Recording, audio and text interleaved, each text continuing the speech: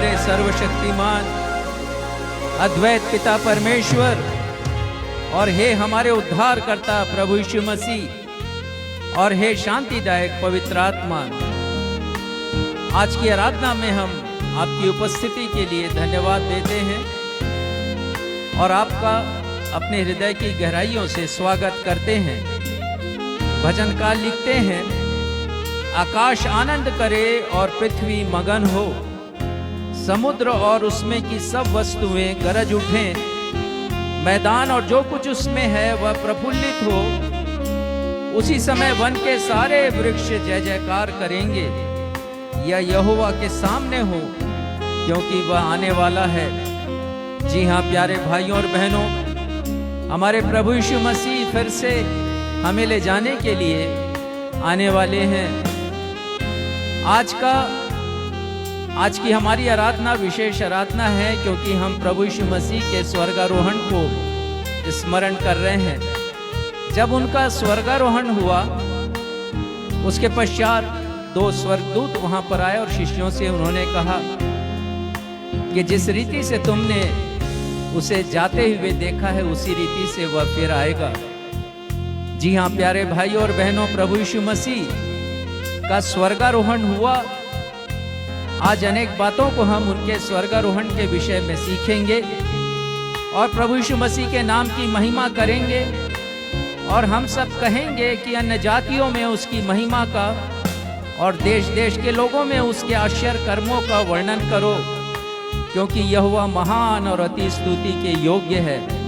तो हम अपने प्रभु यीशु मसीह की महिमा करें गीत के इन शब्दों के साथ, देखूं तेरी महिमा, यही है मेरी आशा, रह पाऊं तेरे घर में, यही है मेरी अभिलाषा।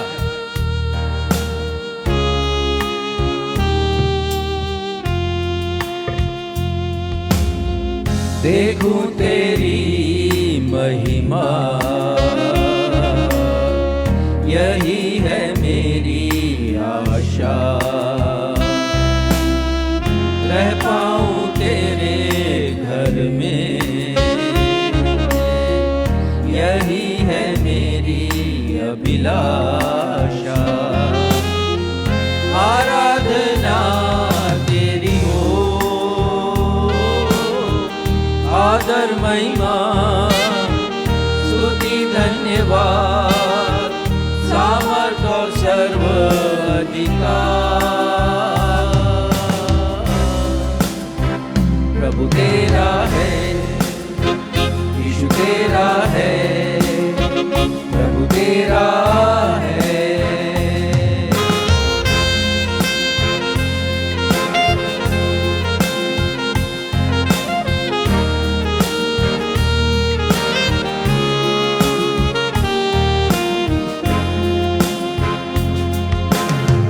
क्या मैं कहूँ, शब्द नहीं है, करुणा तेरी है वर्णन से अपार।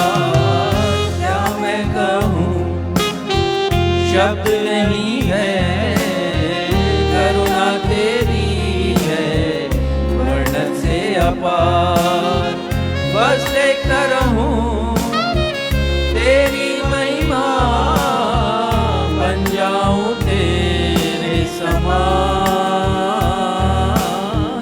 बस देखता रहूं तेरी महिमा, बन जाऊं तेरे समान, बन जाऊं तेरे समान। आराधना तेरी हो, आदर महिमा स्तुति धन्यवाद, सामर्थ और सर्व अधिकार प्रभु तेरा है, यीशु तेरा है, प्रभु तेरा है।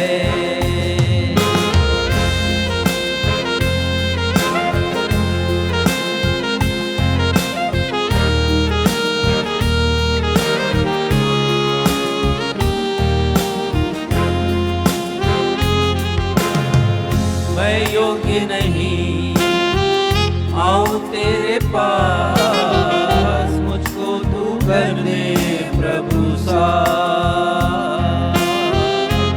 मैं योग्य नहीं आऊं तेरे पास, मुझको तू कर दे प्रभु सा। तेरे क्रूस के पावन लहू से धुल जाए मेरे सब पाप। तेरे क्रूस के पावन लहू से धुल जाए मेरे सब पाप, धुल जाए मेरे सब पाप। आराधना तेरी हो, आदर महिमा स्तुति धन्यवाद, सामर्थ और सब अधिकार प्रभु तेरा है, यीशु तेरा है, प्रभु तेरा है, यीशु तेरा है।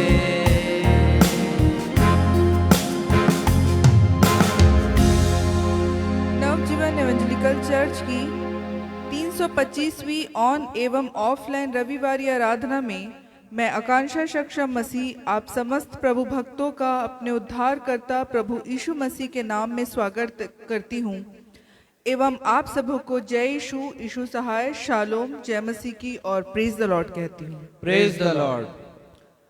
प्रिय भाइयों एवं बहनों, मैं आप सभी को बताना चाहती हूँ कि पिछले सप्ताह की 29 तारीख मसीही कैलेंडर की महत्वपूर्ण तारीख थी, क्योंकि इसी दिन प्रभु यीशु मसीह अपने पुनरुत्थान के बाद 40वें दिन आज से 1992 साल पहले बेतनिया के समीप स्थित जैतून पर्वत से अपने अनुयायियों की उपस्थिति में स्वर्ग पर उठा लिए गए थे।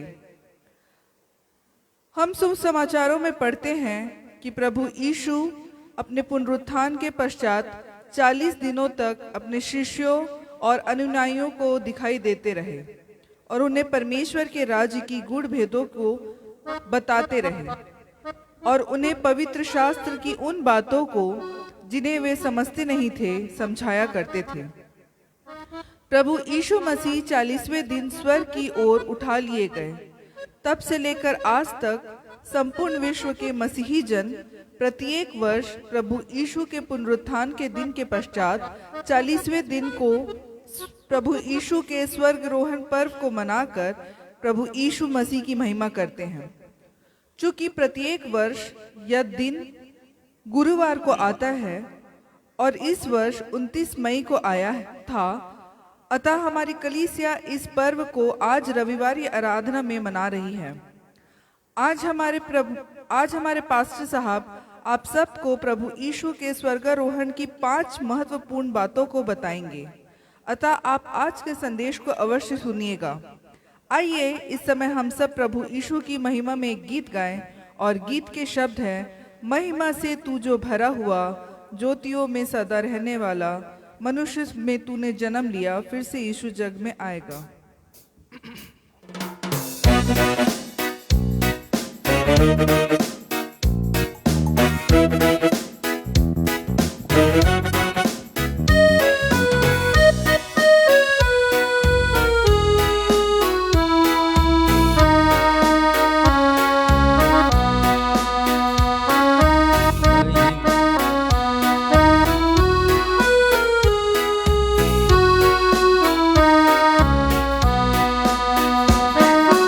महिमा से तू जो भरा हुआ, ज्योति में सदा रहने वाला, मनुष्यों में तूने जन्म लिया, फिर से यीशु जग में तू आएगा, आएगा यीशु आएगा, फिर से यीशु जग में तू आएगा, मनुष्यों में तूने जन्म लिया, फिर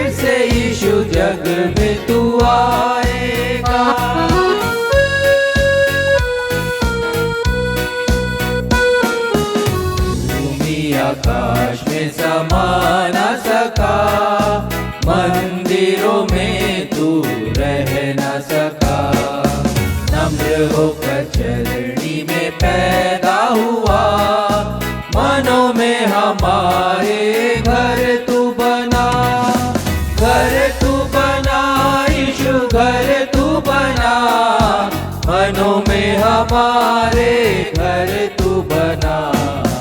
नम्र होकर चरणी में पैदा हुआ, मनों में हमारे घर तू बना।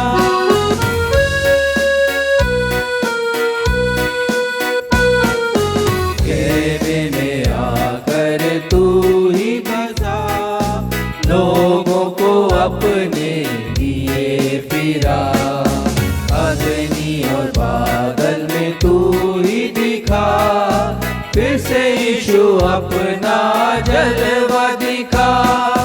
जलवा दिखा यीशु, जलवा दिखा, फिर से यीशु अपना जलवा दिखा। अग्नि और बादल में तू ही दिखा, फिर से यीशु अपना जलवा दिखा।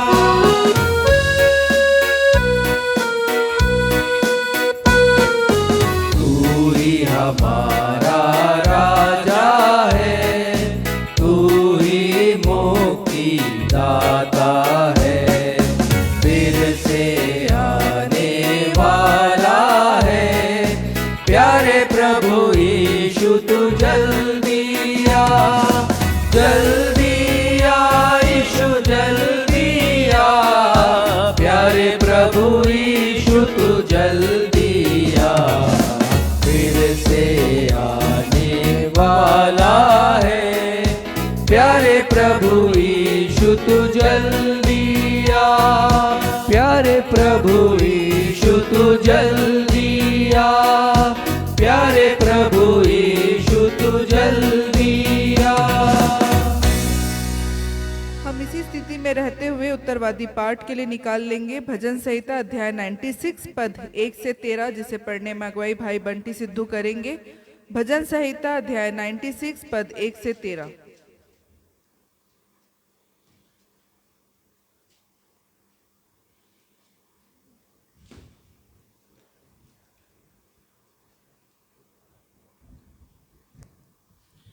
आप सबको जय मसीह की।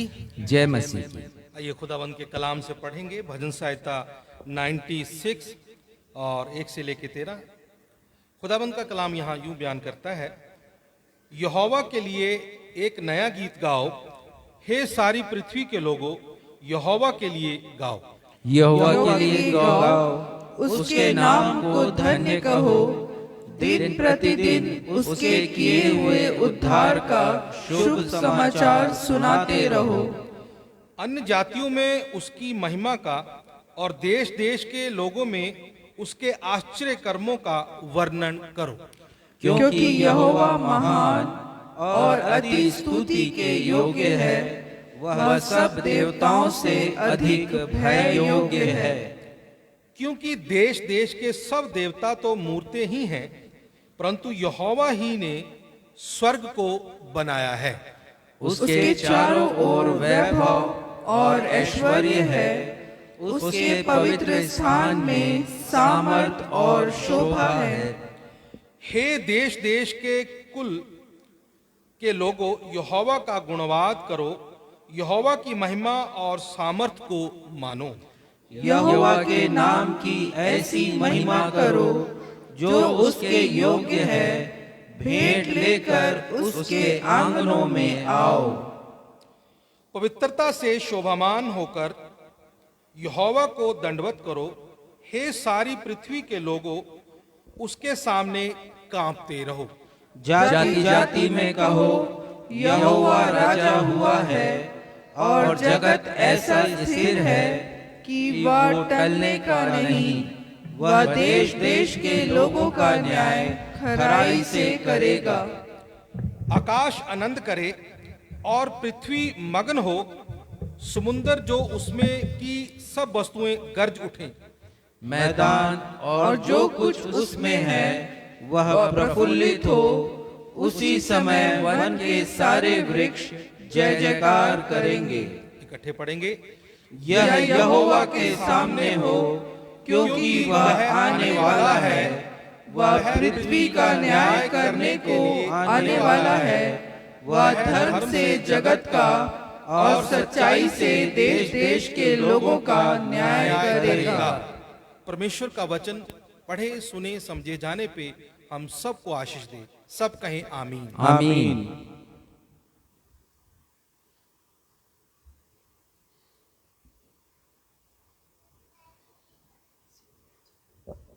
कलीसिया कृपया स्थान ग्रहण करें। अब हमारे पास्टर साहब का अवसर होगा जब वे हमें कलीसियाई सूचनाओं से अवगत कराएंगे। सूचनाओं के पश्चात वे हम सभी के लिए मध्यस्थता की प्रार्थना करेंगे। यदि आपके पास कोई प्रार्थना अनुरोध है तो उसे व्हाट्सएप, फेसबुक, मैसेंजर, यूट्यूब के कमेंट बॉक्स पर लिखकर हमें भेज दीजिए। हम आपके लिए प्रार्थना करेंगे।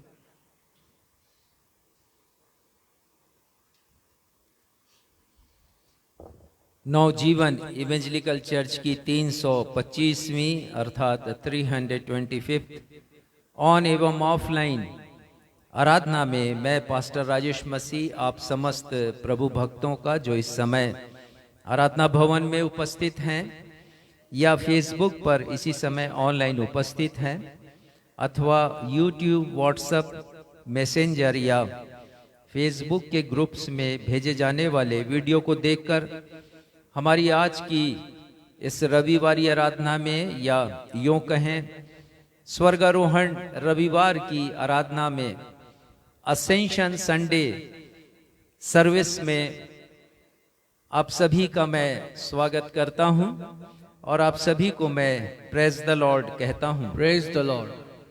सूचना इस प्रकार से है। ये बड़े आश्चर्य की बात है कि जब कभी हम अपनी आराधना प्रारंभ करते हैं 11:15 के बाद, उसी समय विद्युत व्यवस्था चरमरा जाती है, विद्युत उपलब्ध नहीं होता, लाइट चली जाती है, जिसके कारण हमें विलंब होता है। आज भी विलंब हुआ और उसके लिए हम आप सभी से क्षमा प्रार्थी, विशेषकर वे लोग जो कि समय पर ऑनलाइन उपस्थित होते हैं। आपसे निवेदन है कि जब कभी ऐसा हो कि 11:15 के बाद 11:30 कहना चाहिए, 11:30 के पश्चात भी यदि आराधना प्रारंभ ना हो तो समझ जाइएगा कि विद्युत व्यवस्था हमारे निवास स्थान पर उपलब्ध नहीं है। सूचना इस प्रकार से है। पिछले सप्ताह की 29 तारीख मसीही कैलेंडर की महत्वपूर्ण तारीख थी, क्योंकि इसी दिन 1992 वर्ष पहले प्रभु यीशु मसीह का स्वर्गारोहण उनके पुनरुत्थान के 40वें दिन के पश्चात हुआ था। चूंकि 29 तारीख को गुरुवार का दिन था, अतः प्रभु यीशु के स्वर्गारोहण को हमारी कलीसिया आज आप सभी के साथ स्मरण कर रही है और उसे मना रही है, सेलिब्रेट कर रही है।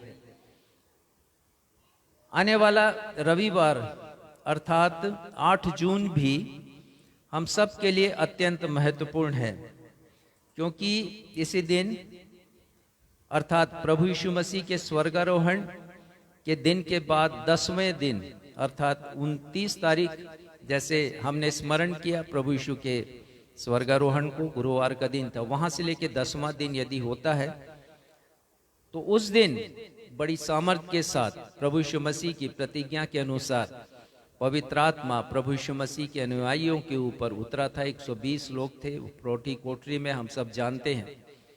और वो दिन पेंटिकोस्ट का दिन था। तो पेंटिकोस्ट का पर्व उस दिन मनाया जा रहा था, आज से 1992 वर्ष पहले, और पवित्र आत्मा बड़ी सामर्थ्य से उतरा है और कलीसिया की स्थापना हुई है। तो वो साधारण दिन नहीं है, वो चर्च का या कलीसिया का बर्थडे है, जन्मदिन है। तो बहुत महत्वपूर्ण दिन है। आने वाले रविवार हम उस दिन को भी मनाएंगे, पेंटिकोस्ट के पर्व को, और सब कुछ आपस में इस प्रकार से जुड़ा हुआ है कि प्रभु यीशु मसीह के पुनरुत्थान के बाद 40वां दिन स्वर्गारोहण, जैसे आज हम सेलिब्रेट कर रहे हैं, और 50वां दिन पेंटिकोस्ट है। उसका क्या अर्थ होता है, हम क्या सीखते हैं, आने वाले रविवार को सीखेंगे। तो आप सभी से अनुरोध है कि आप सब उस दिन भी उपस्थित होइएगा, ताकि आत्मिक रीति से आप बहुत सी बातों को जान सकें और आपकी आत्मिक उन्नति हो सके। प्रार्थना अनुरोध इस प्रकार से है। हम प्रभु के दास और प्रचारक भाई विजय विलियम, जो कि पटना में रहते हैं, उन्होंने प्रार्थना निवेदन भेजा है कि उनकी पत्नी के लिए प्रार्थना की जाए। उनका स्वास्थ्य काफ़ी समय से ठीक नहीं है और परमेश्वर पिता की कृपा उनके ऊपर हो, उनकी पत्नी के ऊपर, और उन्हें चंगाई मिल सके। उन्होंने ये भी लिखा है कि उनके लड़के विवाह योग्य हो गए हैं और प्रार्थना कीजिएगा कि उनका विवाह भी हो सके। तो हम इस विषय को भी परमेश्वर पिता के सन्मुख रखते हैं। बेटी दिशा का जॉब दिल्ली गुड़गांव में लग सके, ऐसी प्रार्थना हम करते हैं। प्रभु के सेवक भाई विश्वास मसीह, जो इंदौर में रहते हैं, ब्रेन स्ट्रोक उन्हें हुआ है और इंदौर के अस्पताल के आईसीयू में वो भर्ती हैं। उनकी पत्नी ने प्रार्थना अनुरोध भेजा है और कहा है कि उनके लिए प्रार्थना की जाए। काफ़ी समय से वो अस्वस्थ हैं, बीच में ठीक हुए थे, फिर से बीमार हुए हैं। और मेरे यूथ डेज के, मेरे युवा काल के, युवा समय के वो मेरे मित्र रहे हैं और हम लोग साथ में ही EUSI की जो मीटिंग होती थी उसे हम अटेंड करते थे। बहन देव कुमारी के लिए हम प्रार्थना करते हैं। 2 बार उनका एबॉर्शन हुआ है। प्रभु यीशु मसीह की सामर्थ उनके जीवन में काम करे और अब की बार उनका एबॉर्शन ना हो, गर्भ ठहर सके, ये प्रार्थना हम करते हैं। भाई लक्ष्मीकांत का परिवार प्रभु के अनुग्रह में बढ़ सके, ऐसी प्रार्थना हम करते हैं। भाई बलराम की बेटी अंजू का पवित्र विवाह 4 जून को परमेश्वर पिता की उपस्थिति में संपन्न होगा। प्रार्थना करते हैं कि सुख और शांति के माहौल में ये विवाह संपन्न हो सके। और ये भी प्रार्थना है कि विवाह संबंधी सारी तैयारियां बिना किसी विघ्न के पूरी हो सकें और साथ ही साथ मौसम भी प्रभु के नियंत्रण में हो। हम प्रार्थना करते हैं अपने भाई सुरेश और किरण हंटर के लिए। प्रार्थना करते हैं कि जबकि वो पुणे में थे, उन्होंने अपनी सालगिरह मनाई है, परमेश्वर को धन्यवाद दिया है और अभी वो नागपुर में है, वहाँ से सकुशल वापस आ सकें। प्रभु ने सहायता की अभी तक की यात्रा में, आगे भी उनकी यात्रा को सफल बनाए। तो आइए इन सारे निवेदनों को हम अपने उद्धारकर्ता प्रभु यीशु मसीह के महान सामर्थी नाम में अपने पिता परमेश्वर के सिंहासन के समक्ष रखें। ये हमारे परमेश्वर पिता, हमारे सारे निवेदन प्रभु यीशु मसीह के नाम में आपके सन्मुख हम लेकर आते हैं। प्रार्थना करते हैं पिता, आपकी कृपा सब पर बनी रहे। हम धन्यवाद देते हैं पिता कि आज हम प्रभु यीशु मसीह के स्वर्गारोहण के दिवस को मना रहे हैं।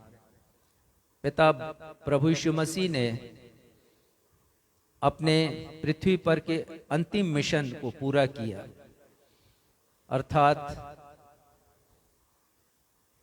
वो हर एक कार्यों को पूरा कर स्वर्गारोहण के दिन आज से 1992 वर्ष पहले आपके पास उठा लिए गए। अद्भुत सामर्थ का उन्होंने प्रदर्शन किया, हमें शिक्षा दी कि जिस रीति से वो ऊपर उठा लिए गए हैं उसी रीति से वे फिर आएंगे। और हम सीखते हैं पिता कि जिस रीति से वो उठा लिए गए हम भी उसी रीति से उठाए जाएंगे। हमारी प्रार्थना है पिता कि प्रभु यीशु मसीह की सामर्थ पर, प्रभु यीशु मसीह के उद्धार पर हमारा पूर्ण विश्वास हो, दृढ़ विश्वास हो। हम अपने विश्वास से कभी भी ना डगमगाएं, ताकि यीशु जब अपनी प्रतिज्ञा के अनुसार बादलों पर आए, महिमा से भर करके तो पिता हम भी उनके साथ उठा लिए जाएं। हम प्रार्थना करते हैं पिता कि आज स्वर्गारोहण के संदेश के द्वारा बहुत से लोग अपने आत्मिक जीवन में आगे बढ़ सकें और उन्हें आपके वचन की गूढ़ भेदों का प्रगटीकरण भी उनके सन्मुख हो सके, वो जान सके। आगे की आराधना को हम आपके सामर्थी हाथों में सौंपते हैं और अपने इस निवेदन को आपके बेटे हमारे उद्धारकर्ता प्रभु यीशु मसीह के महान सामर्थी नाम से मांगते हैं। सुनिए और ग्रहण कीजिएगा। हम सब कहें आमीन। आमीन।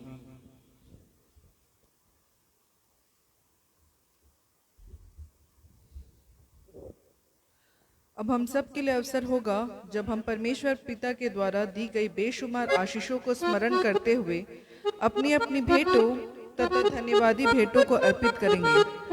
यदि हमारे ऑनलाइन दर्शक भी अपने भेंटों को हमारी कलीसिया के द्वारा जरूरतमंद के मध्य किए जा रहे सेवा के कार्यों या कलीसिया भवन के फिनिशिंग कार्य या सुसमाचार की महिमा के लिए अर्पित करना चाहते हैं तो उनका स्वागत है। वे कृपया हमारे पास्टर साहब से बात कर सकते हैं। आइए इस समय हम अपनी भेंटों को अर्पित करते हुए गीत गाएं जिसके शब्द है, कलीसिया करती इंतजार अपने वादे के मुताबिक यीशु आ।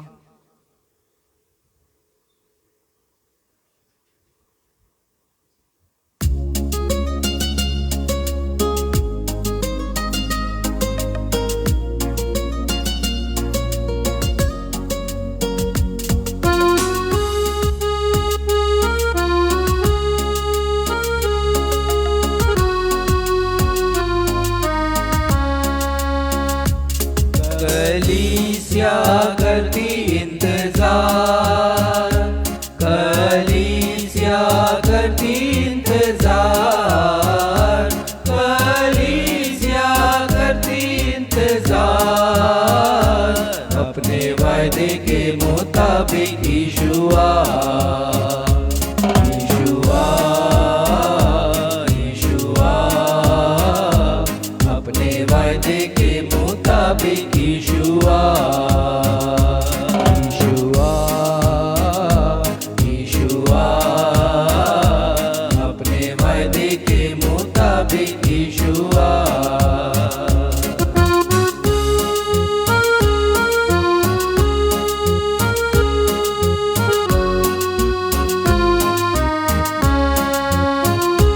अपने लोगों के लिए अब आ, अपने लोगों के लिए अब आ,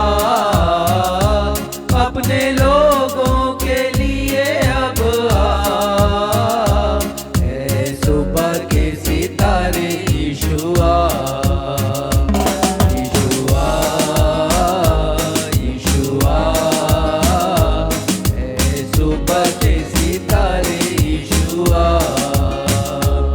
कलीसिया करती इंतजार, कलीसिया करती इंतजार, कलीसिया करती इंतजार, अपने वायदे के मुताबिक यीशु आ, यीशु आ, यीशु आ, अपने वायदे के मुताबिक यीशु आ, यीशु आ, यीशु आ, अपने वायदे के मुताबिक यीशु आ। भेंटों के लिए धन्यवाद की प्रार्थना भाई क्षितिज मसीह करेंगे।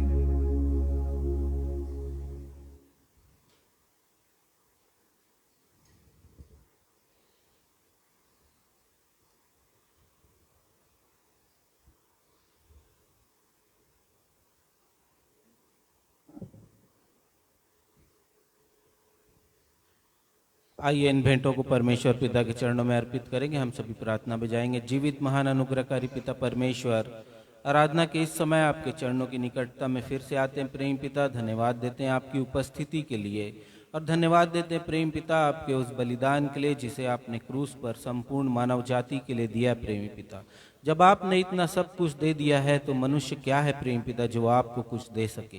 परंतु फिर भी प्रेम पिता जो जीवन आपने हमें दिया है और जो काम आपने हमें दिए हैं और अपनी जीविका उपार्जन में से जो कुछ हमसे बन पड़ता है प्रेम पिता, हम आपके नाम की महिमा के लिए आपको अर्पित करते हैं।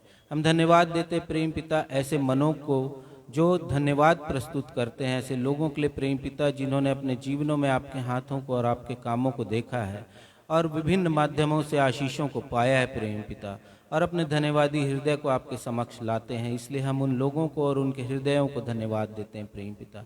हम जानते हैं प्रेम पिता कि इस जीवन में आपके लिए, आपके पास हर किसी के लिए योजनाएं हैं प्रेम पिता, और आप चाहते हैं कि हर कोई आपकी इच्छा से और आपकी योजना के अनुसार चलने पाए। इसलिए जिन लोगों को समक्ष परेशानियां हैं, कमियां हैं, घटियां हैं प्रेम पिता, हम उनके लिए प्रार्थना मांगते हैं कि आपकी इच्छा और आपकी योजना उनके जीवन में लागू होने वाली हो सके। हर एक देने वाला हाथ प्रेम पिता बड़े आनंद से देने पाए, ताकि प्रेम पिता जो भेंट इकट्ठी हो वो आपके नाम की महिमा और राज्य की बढ़ोतरी के लिए बहुतायत से उपयोग में लाई जाने वाली हो सके। हम प्रार्थना और विनती करते हैं प्रेम पिता, आज जब हम प्रभु यीशु मसीह के स्वर्गारोहण को सेलिब्रेट कर रहे हैं प्रेम पिता, हम वचन के माध्यम से जान सकें कि प्रभु ने हमें क्या कार्यभार दे करके स्वर्ग की ओर गए हैं और किस प्रकार से हमें प्रभु की इच्छा को इस संसार में रहते हुए पूरा करना है। इसलिए जब वचन का बीज बोया जाए प्रेम पिता, तो पवित्र आत्मा की अगुवाई हर एक सुनने वालों के दिलों से बात करे, ताकि प्रेम पिता हम अपने कामों को करने पाए प्रभु यीशु की इच्छा के अनुसार। शेष आराधना में आपकी उपस्थिति चाहते हैं और इस विनती को अपने मुक्तिदाता प्रभु यीशु के नाम से मांग लेते हैं, आमीन।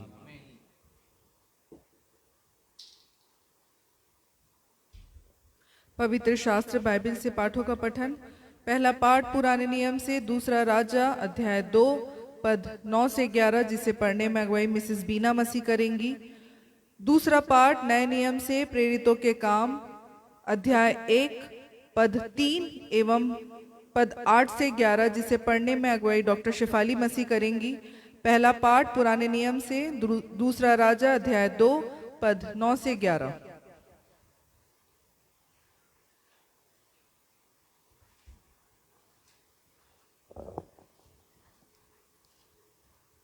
आप सबों को जय मसीह की। मैं पहला पाठ पुराने नियम से पढ़ लूंगी। दूसरा राजा अध्याय 2 पद 9 से 11 तक।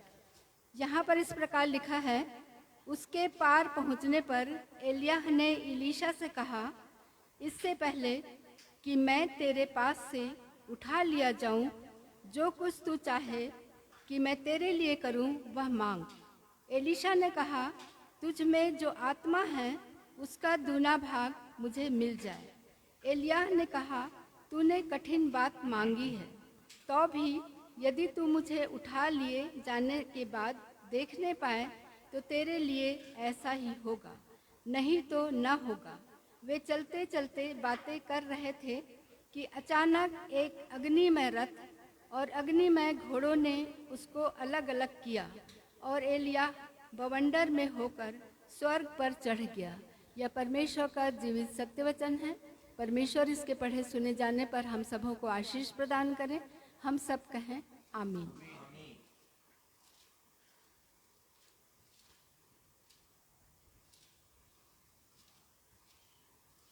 आप सबों को जय मसीह की।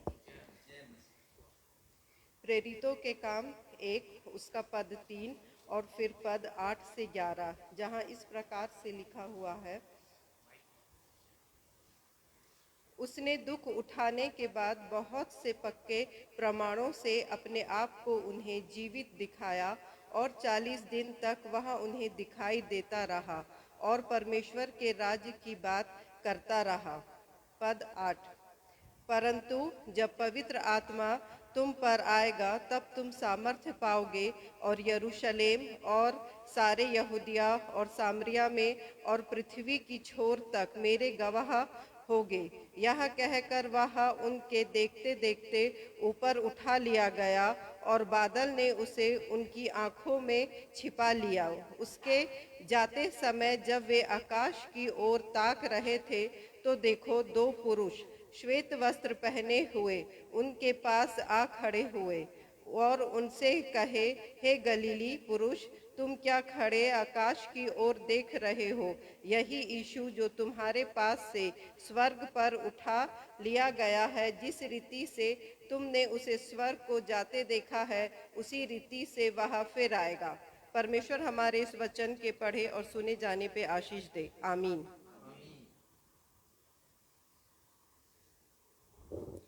सुसमाचार पाठ के लिए हम निकालेंगे लूका रचित सुसमाचार अध्याय 24 पद 45 से 53, जिसे पढ़ने में अगुवाई रेवरेंड राजेश मसीह करेंगे।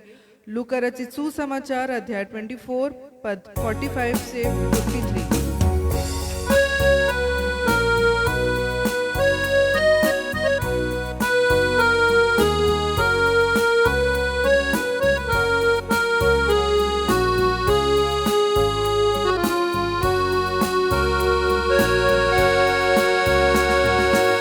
आज का सुसमाचार का पाठ लूका रचित सुसमाचार उसका 24वां अध्याय पद संख्या 45 से लेके इस अध्याय के अंत तक। और यहाँ इस प्रकार लिखा है, तब यीशु ने पवित्र शास्त्र बूझने के लिए उनकी समझ खोल दी और उनसे कहा, यूं लिखा है कि मसीह दुख उठाएगा और तीसरे दिन मरे हुओं में से जी उठेगा और यरूशलेम से लेकर सब जातियों में मन फिराव का और पापों की क्षमा का प्रचार यीशु के नाम से किया जाएगा। तुम इन सब बातों के गवाह हो। और देखो, जिसकी प्रतिज्ञा मेरे पिता ने की है, मैं उसको तुम पर उतारूंगा, और जब तक स्वर्ग से सामर्थ ना पाओ तब तक तुम इसी नगर में ठहरे रहो। तब यीशु उन्हें बैतनिय्याह तक बाहर ले गया और अपने हाथ उठाकर उन्हें आशीष दी, और उन्हें आशीष देते हुए वह उनसे अलग हो गया और स्वर्ग पर उठा लिया गया। तब वे उसको दंडवत करके बड़े आनंद से यरूशलेम को लौट गए, और वे लगातार मंदिर में उपस्थित होकर परमेश्वर की स्तुति किया करते थे। ये प्रभु यीशु ख्रिस्ट का सुसमाचार है। हे प्रभु यीशु ख्रिस्ट, आपके नाम की महिमा हो। हम सब कहें आमीन। आमीन।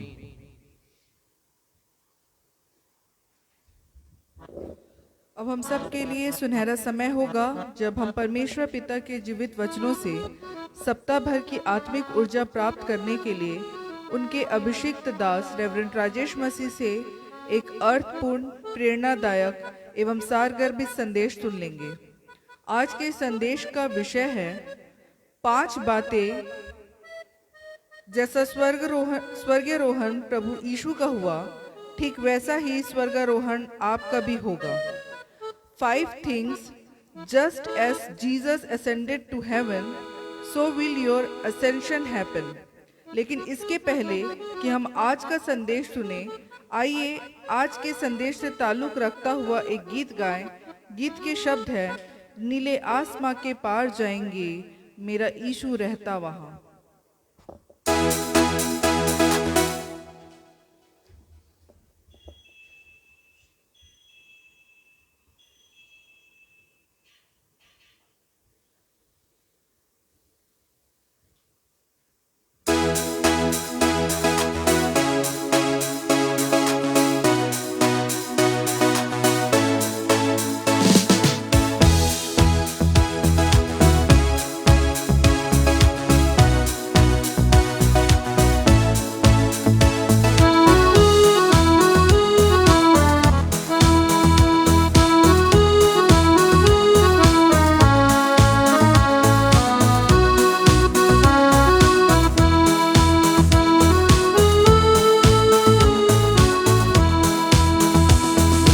आसमां के पार जाएंगे, मेरा यीशु रहता वहाँ।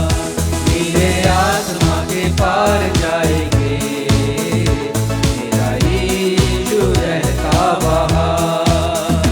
हम मिलेंगे बादलों पर, हम मिलेंगे बादलों पर, देखेगा सारा जहां।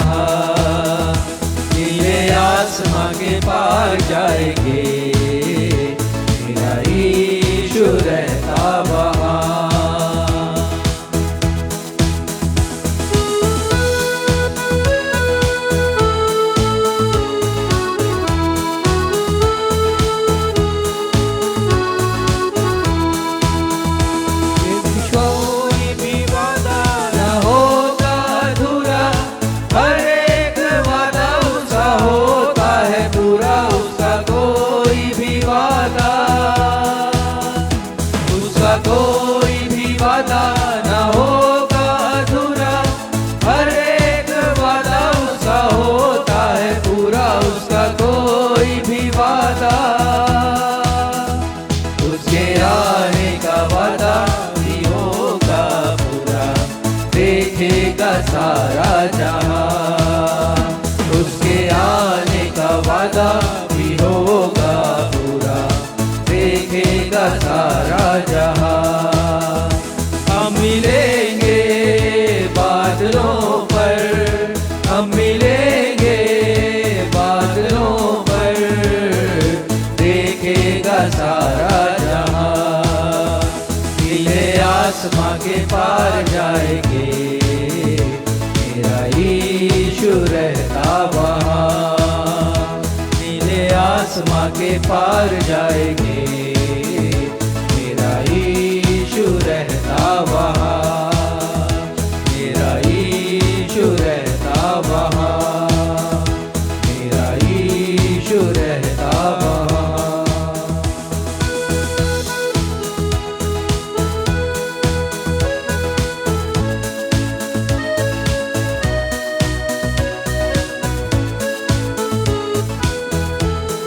आपको स्मरण दिलाना चाहता हूं कि पिछले रविवार को हमने प्रभु यीशु मसीह के रूपांतरण पर मनन करते हुए ये अच्छी तरह से सीख लिया था। यदि आप प्रभु यीशु के पुनरुत्थान अर्थात मृत्यु के पश्चात जीवित हो उठने और अपने स्वयं के पुनरुत्थान अर्थात अपनी मृत्यु के पश्चात अपने स्वयं के पुनरुत्थान पर दृढ़ता पूर्वक विश्वास करेंगे तो आपका भी रूपांतरण ठीक वैसे ही होगा जैसा रूपांतरण प्रभु यीशु मसीह का हुआ था। प्रभु यीशु मसीह ने पतरस, याकूब और यूहन्ना के सामने, ये पंखा कम कर दीजिए, प्रभु यीशु ने पतरस, याकूब और यूहन्ना के सामने अपने रूपांतरण का साक्षात प्रदर्शन या डिमॉन्स्ट्रेशन करते हुए हमें समझा दिया कि यदि आपका भी पूर्ण विश्वास, आपका भी दृढ़ विश्वास प्रभु यीशु मसीह पर होगा तो आपकी मृत्यु के पश्चात आपकी पार्थिव देह स्वर्गीय देह में रूपांतरित हो जाएगी और ये अभूतपूर्व घटना होगी। पिछले रविवार को रूपांतरण पर दिए गए संदेश को YouTube और Facebook पर हजारों प्रभु भक्तों ने देखा है, सुना है और पसंद भी किया है। इसके साथ ही उन्होंने लिखा है कि आत्मिक रीति से वो आशीषित भी हुए हैं। यदि आपने अभी तक नहीं देखा सुना है तो अवश्य देखिए, सुनिए उसे, आत्मिक ज्ञान को प्राप्त कीजिए, आत्मिक उन्नति कीजिए। बहुत सी ऐसी जानकारियां हैं जिसके विषय में हमारे दर्शकों ने कहा कि पहली बार उन्होंने गूढ़ भेदों को सुना है, तो आप भी सुनिए और वीडियो को जब देखते हैं तो लाइक भी कीजिए, कमेंट लिखिए हमारे प्रोत्साहन के लिए, शेयर कीजिए, सुसमाचार प्रचार का हिस्सा बनिए और साथ ही अनुरोध है कि YouTube चैनल को आप सब्सक्राइब भी कीजिएगा। आज का विषय, जैसा स्वर्गारोहण प्रभु यीशु मसीह का हुआ ठीक वैसा ही स्वर्गारोहण हमारा होगा। जैसा स्वर्गारोहण प्रभु यीशु मसीह का हुआ, आज हम प्रभु यीशु मसीह के स्वर्गारोहण पर विचार करेंगे और सीखेंगे कि जैसा वे स्वर्ग पर उठा लिए गए वैसे ही एक दिन मैं और आप भी उठा लिए जाएंगे। और इस विषय को 5 बातों के द्वारा हम आज सीखेंगे। 5 things just as Jesus ascended to heaven, so will our ascension will be. Just as Jesus ascended to heaven, so will our ascension happen. हमारा भी स्वर्गारोहण ठीक वैसे ही होगा जैसे यीशु का स्वर्गारोहण हुआ। आज हम सीखेंगे कि प्रभु यीशु मसीह का स्वर्गारोहण प्रत्येक कलीसिया के लिए और प्रत्येक मसीही जन के लिए क्यों महत्वपूर्ण है। पर इसके पहले कि आगे बढ़े, मैं ये स्पष्ट कर देना चाहूंगा कि मेरे और आपके पुनरुत्थान अर्थात रिजरेक्शन और उसके पश्चात रूपांतरण अर्थात असेंशन के मध्य में एक और कड़ी है, और वो कड़ी है स्वर्गारोहण की। वो कड़ी है असेंशन की, क्षमा करेंगे, रूपांतरण यानी ट्रांसफिगरेशन। फिर से दोहराऊंगा कि मेरे और आपके पुनरुत्थान अर्थात रिजरेक्शन और रूपांतरण अर्थात ट्रांसफिगरेशन के मध्य में एक और कड़ी है, और वो कड़ी है स्वर्गारोहण की, असेंशन की। और ये महत्वपूर्ण कड़ी है। हमारी पार्थिव देह तब तक स्वर्गीय रूप में रूपांतरित नहीं होगी जब तक मेरा और आपका स्वर्गारोहण नहीं होगा। अर्थात पहले पुनरुत्थान, फिर स्वर्गारोहण और उसके बाद रूपांतरण, ये आपस में जुड़े हुए हैं। सच्चाई यह है कि जब तक मेरा और आपका प्रभु यीशु मसीह के ऊपर दृढ़ विश्वास नहीं होगा, और दृढ़ विश्वास का मतलब कार्यकारी विश्वास, एक्टिव फेथ, ये नहीं कि केवल नाम के लिए हम विश्वास करते रहें, तभी हमारा स्वर्गारोहण होगा, तभी हमारा पुनरुत्थान होगा, और तभी स्वर्गारोहण होगा, तभी हमारा रूपांतरण भी होगा। इस बात को आप जान लीजिएगा, समझ लीजिएगा। तो एक दृढ़ अर्थात स्ट्रॉन्ग फेथ, पक्का विश्वास, चाहे दुनिया इधर की उधर हो जाए, हमारे विश्वास में कोई फर्क नहीं आना चाहिए, डगमगाना नहीं चाहिए। तभी इन तीन अवस्थाओं से होकर के हम गुजरेंगे, अर्थात पुनरुत्थान, उसके बाद स्वर्गारोहण और उसके बाद रूपांतरण।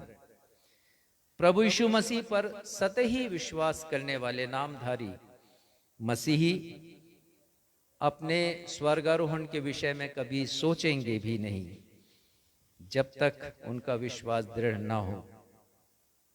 प्रभु यीशु का पुनरुत्थान, स्वर्गारोहण और रूपांतरण प्रभु यीशु मसीह की महानता, महिमा और महात्म्य को दिखाने वाली या दर्शाने वाली एक घटना का वर्णन नहीं है। मैं इसे यूं कहता हूं कि बहुत बार हम बाइबल की बातों को घटना समझ करके पढ़ते हैं कि ऐसा घटित हुआ। बहुत जगह स्वर्गारोहण का भी जब प्रचार किया जाता है तो यह प्रचार किया जाता है कि प्रभु यीशु मसीह का स्वर्गारोहण कैसे हुआ, परंतु प्रभु यीशु मसीह ने अद्भुत कार्य किया है। ये तीनों जो घटनाएं हैं अर्थात पुनरुत्थान, स्वर्गारोहण और रूपांतरण की, प्रभु यीशु मसीह ने उसे करके दिखा दिया। बताना चाहूंगा कि पुनरुत्थान अर्थात रिजरेक्शन के द्वारा प्रभु यीशु मसीह ने मुझे और आपको एक नमूना दिखा दिया कि जैसा प्रभु यीशु मसीह मृतकों में से जी उठे, वैसे ही मैं और आप भी अपने स्वयं की मृत्यु के पश्चात मृत्यु पर विजय प्राप्त करेंगे और हम जी उठेंगे। बोलिए जय मसीह की। प्रभु यीशु मसीह ने अपने स्वयं के स्वर्गारोहण के द्वारा मुझे और आपको एक नमूना दिखा दिया कि जैसे उनका स्वर्गारोहण हुआ, जैसे उनका असेंशन हुआ है, वैसा ही मेरा और आपका भी स्वर्गारोहण होगा। बोलिए जय मसीह की। प्रभु यीशु मसीह ने अपने स्वयं के रूपांतरण के द्वारा अर्थात ट्रांसफिगरेशन के द्वारा मुझे और आपको एक नमूना दिखा दिया कि जैसे उनका रूपांतरण हुआ था वैसा ही मेरा और आपका रूपांतरण होगा। बोलिए जय मसीह की। और यही प्रभु यीशु मसीह की श्रेष्ठता है। उन्होंने केवल कहा नहीं, उन्होंने केवल घटना के द्वारा अपनी सामर्थ्य का प्रकटीकरण नहीं किया, परंतु हमें शिक्षा दी, हमें एक नमूना दिखा दिया कि हमें क्या करना है या हमारे साथ क्या होगा यदि हम विश्वास करेंगे उनके ऊपर। तो अपने पिछले संदेशों के द्वारा मैंने बड़ी गहराई से आप सभी को पुनरुत्थान और रूपांतरण, इन दोनों विषयों पर अध्ययन कराया है बड़ी गहराई के साथ। आज हम प्रभु यीशु मसीह के स्वर्गारोहण पर मनन करते हुए अपने स्वयं के स्वर्गारोहण पर भी चिंतन करेंगे, अर्थात सीखेंगे कि जैसे प्रभु यीशु मसीह का स्वर्गारोहण हुआ, ठीक वैसे ही मेरा और आपका स्वर्गारोहण होगा। ये एप्लीकेशन है। हम सीखेंगे कि कैसे हमारा स्वर्गारोहण होगा। प्रभु यीशु के स्वर्गारोहण का कलीसिया के इतिहास एवं हमारे विश्वास के प्रगटीकरण में महत्वपूर्ण स्थान है। प्रभु यीशु के स्वर्गारोहण का ध्यान दीजिएगा। आप जब भी चर्च में अपने विश्वास वचन का अंगीकार करते हैं, तब आप प्रभु यीशु के स्वर्गारोहण की वास्तविकता को भी स्वीकार करते हैं। जैसे जब आप विश्वास वचन का अंगीकार करते हैं, तब आप कहते हैं प्रभु यीशु क्रूस पर चढ़ाए गए, मरे और गाड़े गए, मृतकों के लोक में उतरे, तीसरे दिन जी उठे। और उसके बाद आप कहते हैं यीशु स्वर्ग पर चढ़ गए। हमारे विश्वास वचन का ये वाक्यांश कि यीशु स्वर्ग पर चढ़ गए, प्रभु यीशु के स्वर्गारोहण पर हमारे विश्वास की अभिव्यक्ति है। प्रभु यीशु मसीह के स्वर्गारोहण पर हमारे विश्वास को दर्शाता है। अब ये अलग बात है कि बहुत बार विश्वास वचन को हमने कंठस्थ कर दिया, तो हमने उसको रटा रटाया जो है वो बोल दिया, या किताब में से अपने विश्वास वचन को पढ़ दिया। इसका कोई मायने नहीं है यदि हम उस वाक्य के ऊपर विश्वास प्रकट ना करें। और यह महत्वपूर्ण बात है। तो मत सोचिएगा कि पढ़ने से आपका स्वर्गारोहण हो जाएगा।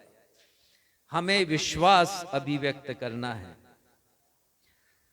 परंतु ये बहुत ही खेद की बात है, बहुत अफसोस की बात है कि अधिकांश प्रोटेस्टेंट कलीसियाओं ने प्रभु यीशु मसीह के स्वर्गारोहण को विस्मृत कर दिया है, भुला दिया है। कलीसिया के लोगों को तो छोड़ दीजिए, अनेक पास्टर्स को भी ये पता नहीं होता कि स्वर्गारोहण का दिन कब आया और कब निकल गया। ये सच्चाई है जिसे मैं आपको बतला रहा हूं, क्योंकि मैंने इसके पहले कि मैं पास्टर बनता, मैंने अपने जीवन में महसूस किया है कि स्वर्गारोहण के ऊपर बहुत कम प्रचार किया गया अधिकांश मसीही कलीसियाओं में। मैं जहां जहां भी गया और कलीसिया का सदस्य रहा, ये मेरा अनुभव है। स्वर्गारोहण के दिन की गणना करना बहुत आसान है, और आसानी इसलिए क्योंकि सुसमाचारों में लिखा है कि यीशु मसीह 40 दिन तक दिखाई देते रहे। किसके बाद दिखाई देते रहे? अपने जीवित होने के बाद प्रभु यीशु मसीह। तो 40वां दिन जो होता है प्रभु यीशु मसीह के स्वर्गारोहण का दिन है। और उसके बाद हम पढ़ते हैं विशेषकर प्रेरितों के काम में कि 10 दिन तक शिष्यों ने प्रार्थनाएं की हैं, स्तुति किया है, परमेश्वर की महिमा की है। और उसके बाद पवित्र आत्मा बड़ी सामर्थ के साथ प्रभु यीशु मसीह के अनुयायियों के ऊपर उतरा है और कलीसिया की स्थापना हुई। वो पेंटिकोस्ट का दिन है। और जैसा मैंने प्रारंभ में आपको बतलाया, 50वां दिन होता है प्रभु यीशु मसीह के पुनरुत्थान के बाद। तो गणना करना बड़ा आसान है। जब भी प्रभु यीशु मसीह के पुनरुत्थान के पर्व को मनाएं या ईस्टर को मनाएं, उसके बाद 40वां दिन आप हमेशा ध्यान रखें। इस वर्ष 29 मई को आया था, क्योंकि 20 अप्रैल को हमने पुनरुत्थान का पर्व मनाया था। हमारी कलीसिया प्रभु यीशु के स्वर्गारोहण को आज सेलिब्रेट कर रही है। आज के विषय को फिर से मैं बता देना चाहता हूं। जैसा प्रभु यीशु का स्वर्गारोहण हुआ, ठीक वैसा ही स्वर्गारोहण मेरा और आपका होगा। 5 बिंदुओं के द्वारा हम मनन करेंगे। लेकिन इसके पहले कि उन 5 बिंदुओं के ऊपर हम विचार करें, 5 बातों के ऊपर हम मनन करें, मैं आपको बताना चाहूँगा कि ये स्वर्गारोहण या अंग्रेजी में जिसे असेंशन कहा गया वो है क्या, किसे कहते हैं, उसका अर्थ क्या है, हम क्या सीखते हैं। तो इंग्लिश भाषा का जो असेंट शब्द है वो लैटिन भाषा के शब्द असेंसियो से निकल कर आया है, और असेंसियो का अर्थ है, ध्यान दीजिएगा, असेंसियो का अर्थ है किसी महत्वपूर्ण, उच्च और अधिकार संपन्न प्रतिष्ठित पद को पाने के लिए गौरव और महिमा सहित ऊपर की ओर उठना। आप एक पद निकालिएगा, इफिसियों 1:20 और 21 हम देखेंगे। तो मैं फिर से असेंसियो की परिभाषा आपको बतला रहा हूं। किसी महत्वपूर्ण, उच्च और अधिकार संपन्न प्रतिष्ठित पद को पाने के लिए गौरव और महिमा सहित ऊपर की ओर उठना। पढ़िएगा इफिसियों 1:20 पद को और उसके बाद 21 पद को, क्योंकि यीशु का स्वर्गारोहण ठीक ऐसे ही हुआ है। पढ़िएगा। जो उसने मसीह में किया कि उसको मरे हुओं में से जिलाकर स्वर्गीय स्थानों में अपनी दाहिनी ओर सब प्रकार की प्रधानता। देखिए यहाँ पर लिखा है कि परमेश्वर पिता ने प्रभु यीशु मसीह को जिलाया है। आप अपनी बाइबल को बाद में देखिएगा, जो यहाँ पढ़ा जा रहा है ध्यान से सुनिए, क्योंकि मैं उसके साथ एक्सप्लेन करता हूँ। जब तक आप अपनी बाइबल खोलते हैं वो एक्सप्लेनेशन समाप्त हो जाता है। तो ध्यान दीजिएगा क्या पढ़ा जा रहा है। फिर से पढ़िएगा 20वां पद।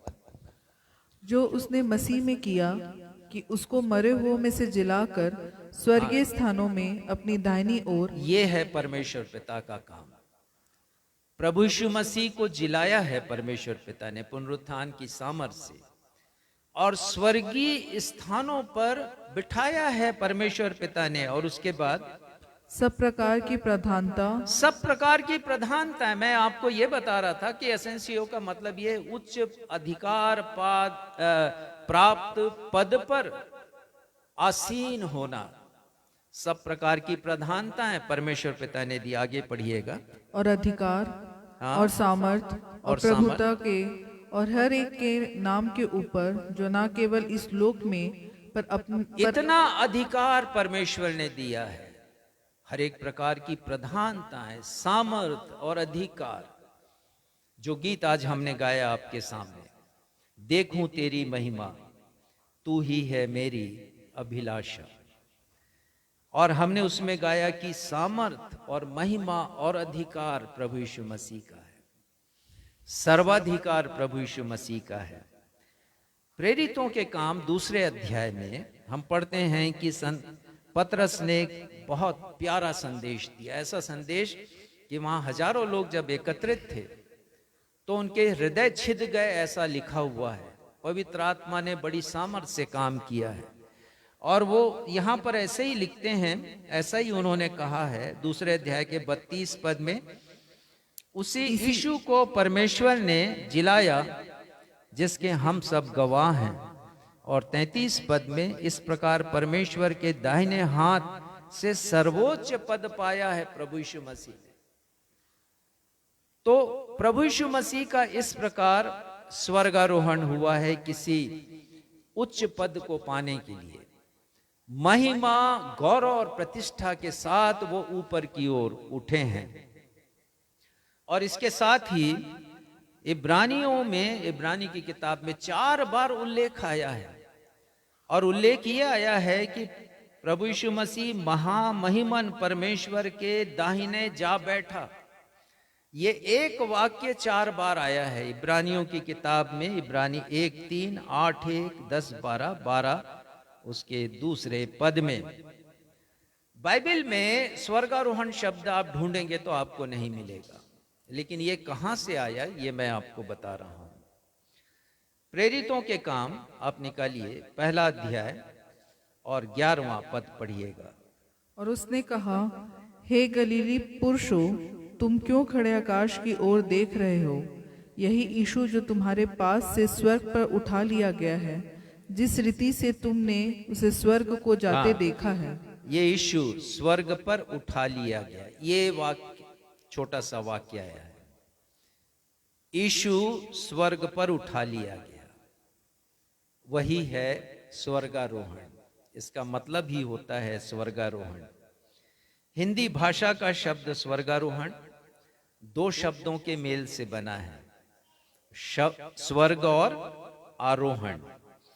आरोहण का मतलब है ऊपर की ओर उठना या ऊपर की ओर चढ़ना, और स्वर्गारोहण का पूरा अर्थ है स्वर्ग की ओर उठा लिया जाना। तो आप लोगों ने समझ लिया होगा कि स्वर्गारोहण कोई मामूली शब्द नहीं है, इसका बहुत गहरा अर्थ है, जिसे मैंने आपको अभी समझाया है। तो आइए उन 5 बातों को अब हम देखेंगे। पहली बात, प्रभु यीशु का स्वर्गारोहण उनके ईश्वरीय सामर्थ को प्रकट करता है। प्रभु यीशु मसीह का स्वर्गारोहण प्रभु यीशु मसीह के स्वर्गीय सामर्थ को या ईश्वरीय सामर्थ को प्रकट करता है। स्वर्गारोहण आसान कार्य नहीं था। स्वर्गारोहण कभी भी आसान कार्य किसी के लिए नहीं होगा। इसीलिए प्रभु यीशु मसीह ने जब जब जिक्र किया अपने परमेश्वर पिता के पास जाने का, आप निकालिएगा यूहन्ना 14वां अध्याय और उसका 2 पद और उसका अंतिम हिस्सा। क्योंकि मैं तो तुम्हारी प्रभु यीशु मसीह ने जब जब जिक्र किया है पिता परमेश्वर के पास जाने का या स्वर्ग जाने का, तो उन्होंने यदि शब्द लगाया है। पढ़िएगा यूहन्ना 14वां अध्याय उसका 2 पद और 3 हिस्सा। क्योंकि मैं तुम्हारे लिए जगह तैयार करने हाँ, जाता प्रभु यीशु मसीह ने कहा है अपने शिष्यों से कि मैं तुम्हारे लिए जगह तैयार करने के लिए जाता हूं। और अगला पद पढ़िएगा। जहां मैं जाता हूँ, नहीं, 3 पद उसका पहला हिस्सा। और यदि मैं जाकर तुम्हारे लिए जगह तैयार हाँ, प्रभु करूं, यीशु मसीह ने कहा कि मैं तुम्हारे लिए जगह तैयार करने जाता हूं। और 3 पद में कहते हैं यदि मैं जाकर तुम्हारे लिए जगह तैयार करूं। क्यों कहा प्रभु यीशु मसीह ने यदि? एक ही स्थान पर नहीं, यूहन्ना का 16वां अध्याय निकालिए और 7वां पद पढ़िएगा। 16वां अध्याय 7वां पद। तो अभी मैं तुमसे सच सच कहता हूँ कि मेरा जाना तुम्हारे लिए अच्छा है, क्योंकि यदि मैं ना जाऊं, वो फिर कहते हैं यदि मैं ना जाऊं। तो यदि शब्द हम कब लगाते हैं अपने वाक्य में? यदि शब्द हम कब लगाते हैं? जब हमें ये निश्चित नहीं होता कि वो बातें घटित होंगी, तब हम यदि लगाते हैं। तो प्रभु यीशु मसीह का स्वर्गारोहण, पिता के पास जाना मतलब स्वर्गारोहण, उसके पहले उन्होंने यदि शब्द लगाया है।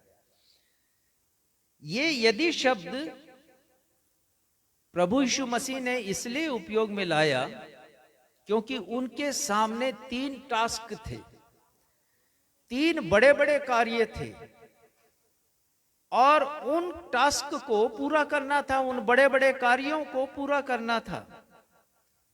तो पहला कार्य जो प्रभु यीशु मसीह का था वो था क्रूस पर अपना बलिदान करना। और ये मनुष्य की सामर्थ्य का सर्वोच्च प्रदर्शन था, क्रूस के ऊपर अपना बलिदान करना, निर्दोष रहते हुए हमारे पापों को उठाना। ये सर्वोच्च प्रभु यीशु मसीह का प्रदर्शन था और प्रभु यीशु मसीह ने इसे पूरा किया, क्रूस पर अपना बलिदान किया। पहले यदि को उन्होंने पूरा किया। अब दूसरा यदि था प्रभु यीशु मसीह के सामने, वो था मृतकोत्थान या पुनरुत्थान, अर्थात तीसरे दिन मृतकों में से जीवित होना। प्रभु यीशु मसीह ने इस बड़े काम को भी अंजाम दिया पुनरुत्थान की सामर्थ्य से, तभी उन्होंने यदि शब्द लगाया था। और जब ये 2 यदि पूरे हुए प्रभु यीशु मसीह के, तो तीसरा जो कार्य था प्रभु यीशु मसीह का, तीसरा टास्क, वो था स्वर्गारोहण का।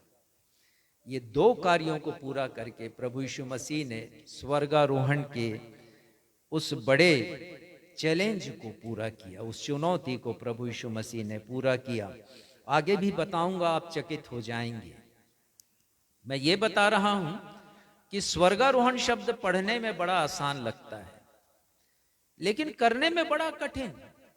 कैसे कठिन है कि कैसे कोई व्यक्ति बिना किसी दूसरे उपाय के, बिना किसी दूसरे प्रबंध के पृथ्वी से ऊपर उठा लिया जाएगा। ये कैसे संभव होगा? दो पदों के द्वारा मैं आपको समझाऊंगा। पढ़िएगा लूका 24:51वां पद, और उसके बाद प्रेरित पहला अध्याय 9वां पद हम देखेंगे। पढ़िएगा लूका 24:51 पद। और उन्हें आशीष देते हुए वह उनसे अलग हो गया। हाँ, प्रभु यीशु मसीह अपने शिष्यों से अलग हो गए। आशीष दे ही रहे हैं और प्रभु यीशु मसीह अलग हो गए। और पढ़िए आगे। वह उनसे अलग हो गया और स्वर्ग पर उठा लिया गया। प्रभु यीशु मसीह स्वर्ग पर उठा लिया गया। अब आइए प्रेरितों के काम पहला अध्याय 9वां पद पढ़िएगा। यह कहकर वह उनके देखते देखते ऊपर उठा लिया गया। और यहाँ पर भी उसी घटना का वर्णन है। यहाँ पर भी वही बात है जो लूका ने लिखा। लूका ने दोनों किताबें लिखी हैं, संत लूका ने। उन्होंने सुसमाचार भी लिखा, प्रेरितों का काम भी लिखा। दोनों घटनाओं में उन्होंने लिखा उठा लिया गया। इन दोनों पदों में ये तीन शब्द बहुत कॉमन है, समान रूप से आए हैं, उठा लिया गया। लेकिन ये जो परमेश्वर का वचन है, ये कोई साधारण किताब नहीं है। परमेश्वर ने कहा है, ये परमेश्वर की सांस है, ये परमेश्वर का वचन, ये जीवित वचन है और बड़ा अद्भुत है। व्याख्या करूंगा आपके सामने। उठा लिया गया लूका 24:51 में आया है। उठा लिया गया प्रेरितों के काम 1:9 में आया, ये हिंदी भाषा में। लेकिन हमारा ये जो नया नियम है वो ग्रीक भाषा में लिखा गया। तो जो लूका रचित सुसमाचार में उठा लिया गया शब्द आया है या वाक्यांश आया है, उसके लिए एक शब्द प्रयुक्त हुआ है और वो शब्द है अनाफेरो। अनाफेरो। तो आपके लिए ये कोई शब्द बहुत महत्वपूर्ण नहीं, उसका अर्थ महत्वपूर्ण है। और अर्थ ये है स्वयं अपनी सामर्थ्य से ऊपर की ओर उठना, अर्थात बिना किसी के शक्ति, बिना किसी के सामर्थ्य से, अपने स्वयं की सामर्थ्य से यीशु ऊपर चले गए। आप तो एक पत्थर को ऊपर फेंकते हैं, पत्थर ऊपर जाके गुम नहीं हो जाता, पत्थर नीचे आता है। परंतु यीशु स्वयं अपनी सामर्थ्य से ऊपर गए हैं। अनाफेरो ये ग्रीक भाषा का शब्द और उसका अर्थ ये होता है to lift up someone's self to a higher place, ऊपर की ओर अपनी सामर्थ्य से।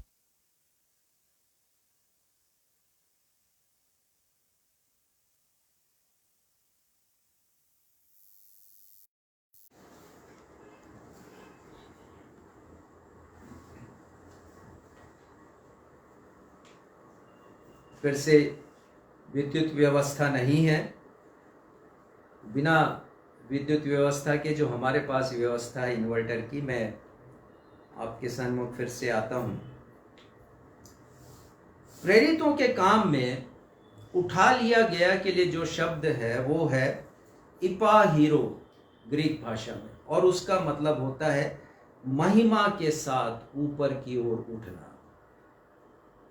तो प्रभु यीशु मसीह महिमा के साथ ऊपर की ओर उठे। अब ये जो दोनों शब्दों का सम्मिलित अर्थ है उसे मैं आपको बता रहा हूं।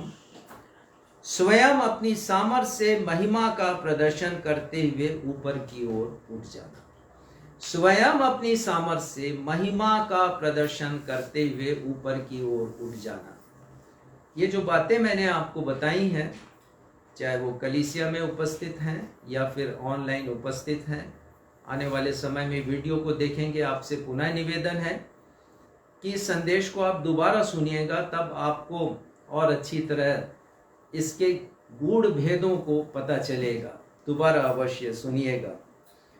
प्रभु यीशु ने अपनी स्वर्गीय ईश्वरी सामर्थ का प्रदर्शन करते हुए इसे कर दिखाया। इस अद्भुत कार्य को प्रभु यीशु मसीह ने किया है और लिखा है कि प्रभु यीशु मसीह उठा लिए गए और शिष्यों की आंखों से ओझल हो गए, बादलों ने उन्हें छिपा लिया है। प्रभु यीशु मसीह अंतरिक्ष में चले गए और वहाँ पर परमेश्वर का जो निवास स्थान है, परमेश्वर के पास स्वर्ग में गए हैं और वो पता नहीं कौन सी गैलेक्सी में है। एक गैलेक्सी कहते हैं जिसे हिंदी में आकाश गंगा कहते हैं, उसमें लाखों तारे हैं। तारे का मतलब सूर्य भी एक तारा है, सूर्य के समान, उससे भी बड़े बड़े हैं। और कहा जाता है कि हजारों गैलेक्सीज हैं अंतरिक्ष में, हमारे आकाश में। बहुत अद्भुत ये सृष्टि है जिसे यीशु ने बनाया है। तो मैं बताना चाहूंगा आपको कि स्वर्गारोहण कोई साधारण घटना नहीं है, अद्भुत घटना है। प्रभु यीशु मसीह का स्वयं अपनी सामर्थ्य से उठना, आकाश में अंतरिक्ष में जाकर ओझल हो जाना मनुष्य की आंखों से, विज्ञान की दृष्टि से यह असंभव है। विज्ञान कभी भी नहीं मानेगा कि कोई व्यक्ति बिना किसी उपाय के अंतरिक्ष में चला जाए। विज्ञान कहता है कि पृथ्वी में गुरुत्वाकर्षण शक्ति है, पृथ्वी में ग्रेविटेशनल फोर्स है, और उस गुरुत्वाकर्षण की शक्ति जो कि अदृश्य है, हर वस्तु को अपनी ओर खींचती है। और हम पत्थर उछालते हैं, जैसा मैं कुछ देर पहले कह रहा था, वो पत्थर फिर से पृथ्वी पर आ गिरता है, वो अंतरिक्ष में जाके ओझल नहीं होता। ये गुरुत्वाकर्षण की शक्ति के कारण है। परमेश्वर ने इसे बनाया है और यकीन कीजिए यही शक्ति हमें इस पृथ्वी पर खड़ा रखती है, इस पृथ्वी पर मौजूद रखती है। यदि ये शक्ति ना हो तो हम तो आकाश में तैरते नजर आए, जैसे कि अंतरिक्ष में गुरुत्वाकर्षण नहीं है, वहाँ कोई एक जगह पर स्थिर नहीं रहता, हम सब जानते हैं। न्यूटन ने, महान वैज्ञानिक थे वो, उन्होंने गुरुत्वाकर्षण शक्ति के बारे में पता लगाया जब वो अपने बगीचे में थे, सेब के पेड़ के नीचे बैठे थे और एक सेब वृक्ष से टूटकर जब नीचे गिरा तो वो सोचने लगे कि नीचे ही क्यों गिरा।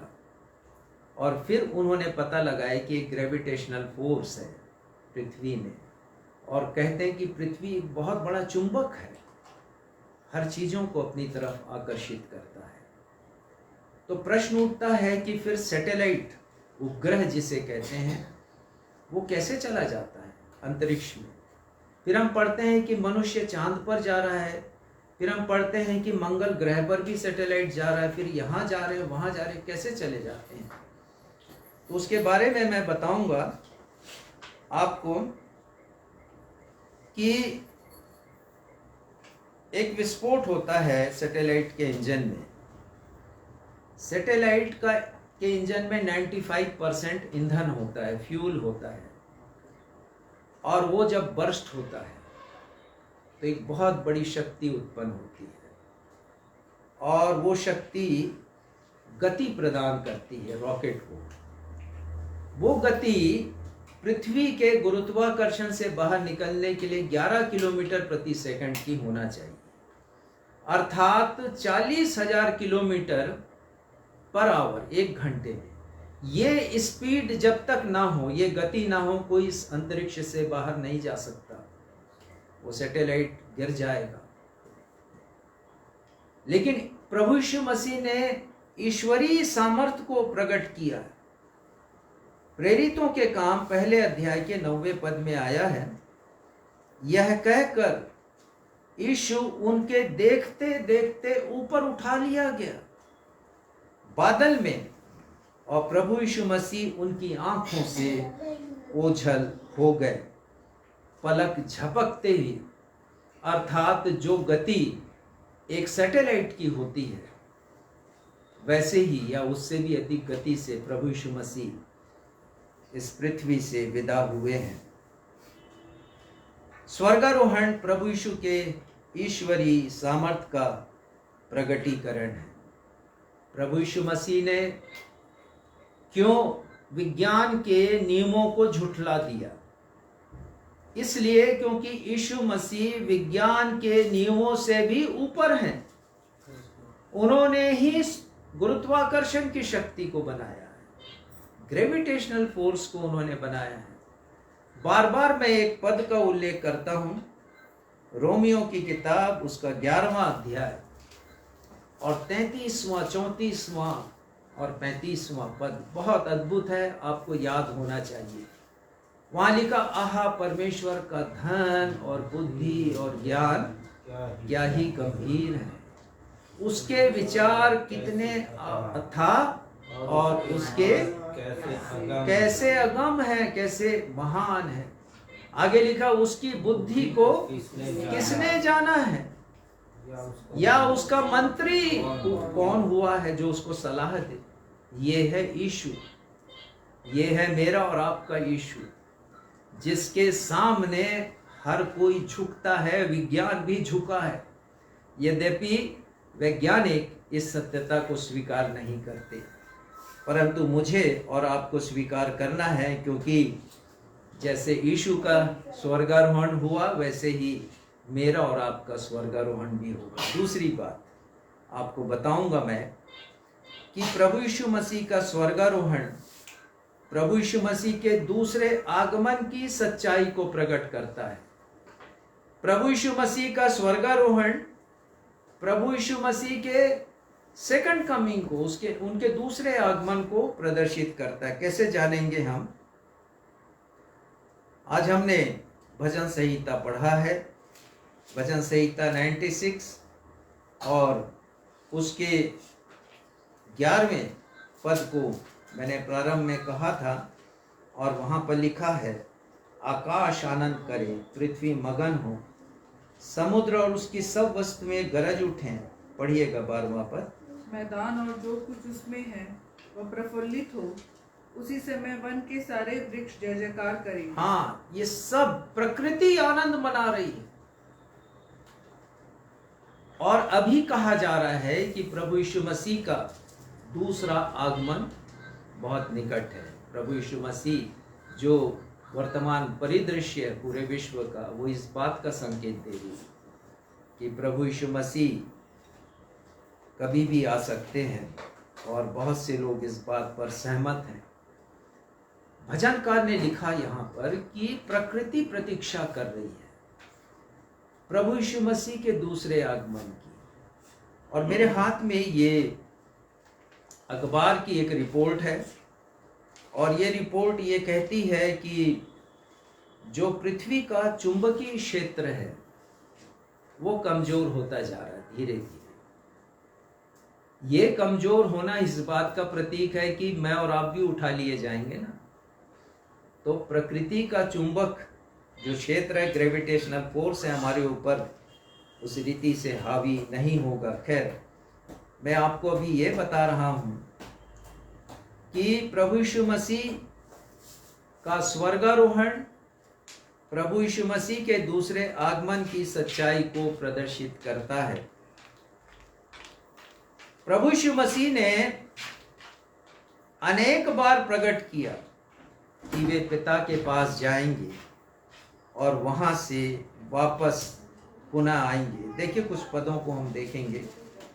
यूहन्ना उसका 16वां अध्याय 5वां पद।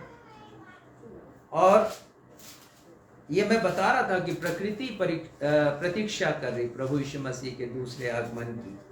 तो भजन संहिता 96 उसके 13वें पद में लिखा है, यहोवा के सामने हो क्योंकि वो आने वाला है। तो भजनकार ने बहुत पहले इस बात को बता दिया कि प्रभु यीशु मसीह आने वाले हैं। हम सब आने वाले। बहुत से लोग कहते हैं, मानते हैं कि यीशु मसीह बहुत जल्दी आने वाले हैं इस दुनिया में। लेकिन सवाल ये है कि हमारी खुद की तैयारी क्या है? हमारा तो स्वर्गारोहण होगा ना, क्या हम उन लोगों में शामिल होंगे जो यीशु के साथ उठा लिए जाएंगे? देखिए, प्रभु यीशु मसीह ने अनेक बार कहा कि वो अपने पिता के पास जाएंगे, इसके पहले कि उनका स्वर्गारोहण। पढ़िएगा यूहन्ना 16 उसका 5वां पद। परंतु अब मैं अपने भेजने वाले के पास जाता हूँ। हाँ, ये प्रभु यीशु मसीह ने अपने शिष्यों से कहा है कि मैं अपने भेजने वाले के पास, कौन है भेजने वाला? पिता परमेश्वर, उनके पास मैं जाता हूँ। उसके पहले देखिए 14वां अध्याय उसका 2 पद, जैसे हमने अभी थोड़ी देर पहले पढ़ा भी है, और 3 पद। मेरे पिता के घर में बहुत से रहने के स्थान हैं, यदि ना होते तो मैं तुमसे कह देता, क्योंकि मैं तुम्हारे लिए जगह तैयार करने जाता प्रभु यीशु हूँ। मसीह ने कहा कि मैं तुम्हारे लिए जगह तैयार करने के लिए जाता हूँ। कहाँ की चर्चा वो कर रहे हैं? स्वर्ग जाने की चर्चा वो कर रहे हैं। उन्होंने कहा शिष्यों से, तुम्हारा मन व्याकुल ना हो, मेरे पिता के घर में बहुत से रहने के स्थान हैं। प्रभु यीशु मसीह ने इस बात को कहा, और वो कहे कि मैं अपने पिता के पास जाता हूँ। और वहां पर 3 पद में, इसी के आगे पढ़िए, और यदि मैं जाकर तुम्हारे लिए जगह तैयार करूं, तो फिर आकर तुम्हें अपने यहाँ ले जाऊंगा। हाँ, प्रभु यीशु मसीह कहते हैं कि मैं इसलिए जा रहा हूँ कि तुम्हारे लिए जगह तैयार करूँ। तो प्रभु यीशु मसीह के दूसरे आगमन को प्रदर्शित करता है प्रभु यीशु मसीह का स्वर्गारोहण। अब इस बात को कैसे जानेंगे? जिस दिन प्रभु यीशु मसीह का स्वर्गारोहण हुआ है, उस दिन क्या हुआ? प्रेरितों के काम 1 अध्याय 10वां पद पढ़िएगा। तो प्रभु यीशु मसीह का तब तक स्वर्गारोहण हो चुका था। स्वर्गारोहण के पश्चात क्या घटना घटी है? पढ़िएगा 10वां पद। उसके जाते समय जब वे आकाश की ओर ताक रहे थे, तो देखो 2 पुरुष श्वेत वस्त्र पहने हुए उनके पास आ खड़े हुए। हाँ, देखिए 2 पुरुष श्वेत वस्त्र पहने हुए, और ये श्वेत वस्त्र पहने हुए कोई और नहीं है, ये स्वर्गदूत हैं जो उनके मध्य में आए हैं। प्रभु यीशु मसीह उनकी आंखों से ओझल हो गए हैं, उनका स्वर्गारोहण हो चुका है, और वो 2 पुरुष आए हैं जो स्वर्गदूत ही हैं। और उन्होंने क्या कहा है? 11वां पद पढ़िएगा, प्रेरितों 1 उसका 11वां पद। और उनसे कहा, हे गलीली पुरुषों, तुम क्यों खड़े आकाश की ओर देख रहे हो? यही यीशु जो तुम्हारे पास से स्वर्ग पर उठा लिया गया है, जिस रीति से तुमने उसे स्वर्ग को जाते देखा, उसी रीति से वह फिर आएगा। देखिए, उन्होंने साफ साफ उनसे कहा है, और ये समझिए उनसे ही नहीं कहा, हमसे भी कहा है कि आज जब हम उनके स्वर्गारोहण को स्मरण कर रहे हैं, तो ये बात याद रखें कि जिस रीति से यीशु उठा लिए गए आज से 1992 साल पहले, उसी रीति से प्रभु फिर से इस दुनिया में आएंगे। अब आप ध्यान दीजिएगा कि पहली बार जब यीशु आए तो दीनहीन दशा में आए। अपने आप को उन्होंने शून्य किया, छोटा किया, दास का स्वरूप धारण किया, और बैतलहम के एक गौशाले में उनका जन्म हुआ। और उनकी दीनता और नम्रता को हम इसी से समझ सकते हैं कि सृष्टि करने वाला, उन्होंने अपने आप को इतना छोटा बनाया कि उनकी माता के पास उन्हें रखने के लिए कोई जगह नहीं थी, पर चरनी में उन्होंने रखा जिसमें पशुओं को चारा दिया जाता था। ये दशा थी प्रभु यीशु मसीह की। इतने दीन और हीन होकर के, नम्र होकर के वो आए हैं। लेकिन अब नहीं आएंगे। प्रभु यीशु मसीह से स्वर्गदूतों ने कहा, जिस रीति से तुमने देखा, तो किस रीति से स्वर्ग पर चढ़े हैं प्रभु यीशु मसीह? महिमा और आदर के साथ, प्रतिष्ठा के साथ प्रभु यीशु मसीह गए हैं। आसान नहीं था ये काम करना, पहले ही समझा चुका हूं मैं आपको।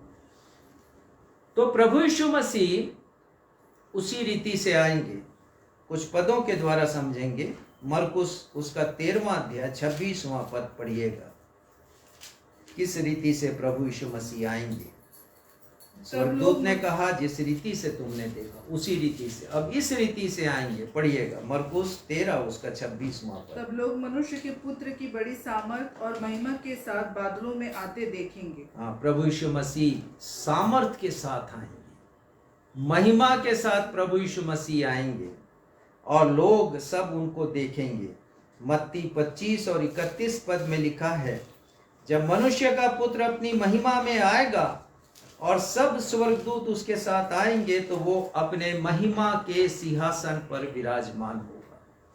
प्रभु यीशु मसीह बादलों पर आएंगे, स्वर्गदूतों के साथ आएंगे और अब महिमा के सिंहासन पर बैठ करके आएंगे प्रभु यीशु मसीह। हम सब का न्याय करने के लिए प्रभु यीशु मसीह आएंगे, हम सबको अपने साथ ले जाने के लिए प्रभु यीशु मसीह आएंगे। जिस रीति से तुमने उसे जाते हुए देखा है उसी रीति से वो फिर से तुम्हारे मध्य में आएगा। स्वर्गदूतों ने कहा। तीसरी बात हम सीखते हैं, प्रभु यीशु मसीह का स्वर्गारोहण मेरे और आपके स्वर्गारोहण को दर्शाता है। ये आज हम सभी के लिए सीखने की बात है कि स्वर्गारोहण केवल एक घटना का विवरण नहीं है या वर्णन नहीं है, परंतु ये दर्शाता है कि ये मेरा भी और आपका भी दृढ़ विश्वास, एक क्रियाशील विश्वास प्रभु यीशु मसीह पर होगा तो हम भी उसी रीति से उठा लिए जाएंगे जिस रीति से प्रभु यीशु मसीह उठा लिए गए हैं। थिस्सलुनीकियों उसका 4था अध्याय 16वां पद पढ़िएगा और तब आप इस बात को अच्छी तरह समझेंगे कि हम कैसे उठा लिए जाएंगे। पहला थिस्सलुनीकियों 4था अध्याय 16वां पद पढ़िएगा। क्योंकि प्रभु आप ही स्वर्ग से उतरेगा, उस समय ललकार और प्रधान दूत का शब्द सुनाई देगा और परमेश्वर की तुरी फूकी जाएगी और जो मसीह में मरे हैं वे पहले जी उठेंगे। हाँ, 17वां पद। तब हम जो जीवित और बचे रहेंगे उनके साथ बादलों पर उठा लिए जाएंगे। देखिए, हम सब उठा लिए जाएंगे। वे लोग जो कि मसीह में मृत हुए हैं लेकिन दफन है, अभी कब्र में है, पहले वो उठा लिए जाएंगे। और उसके बाद यदि यीशु आए और हम जीवित अवस्था में हैं तो हम जीवित अवस्था में उठा लिए जाएंगे। तो मैंने आपको 2 शब्द बतलाए थे, अनाफेरो, इपाहिरो, ये 2 शब्द मैंने आपको बतलाए थे जिनका अर्थ मैंने बतलाया। यहाँ पर एक और ग्रीक भाषा का शब्द है और वो शब्द है हरफाजो। हरफाजो का मतलब ये है, इंग्लिश में प्लग, पुल, टेक फोर्सफुली।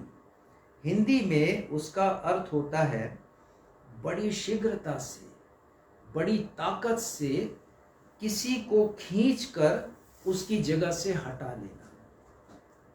तो हम सब जो प्रभु यीशु मसीह पर विश्वास करते हैं, यदि प्रभु यीशु मसीह आए और हम जीवित हैं तो हमें प्रभु यीशु मसीह अपनी सामर्थ्य से अपने स्थान से खींचेंगे और हटा लेंगे अद्भुत शक्ति से।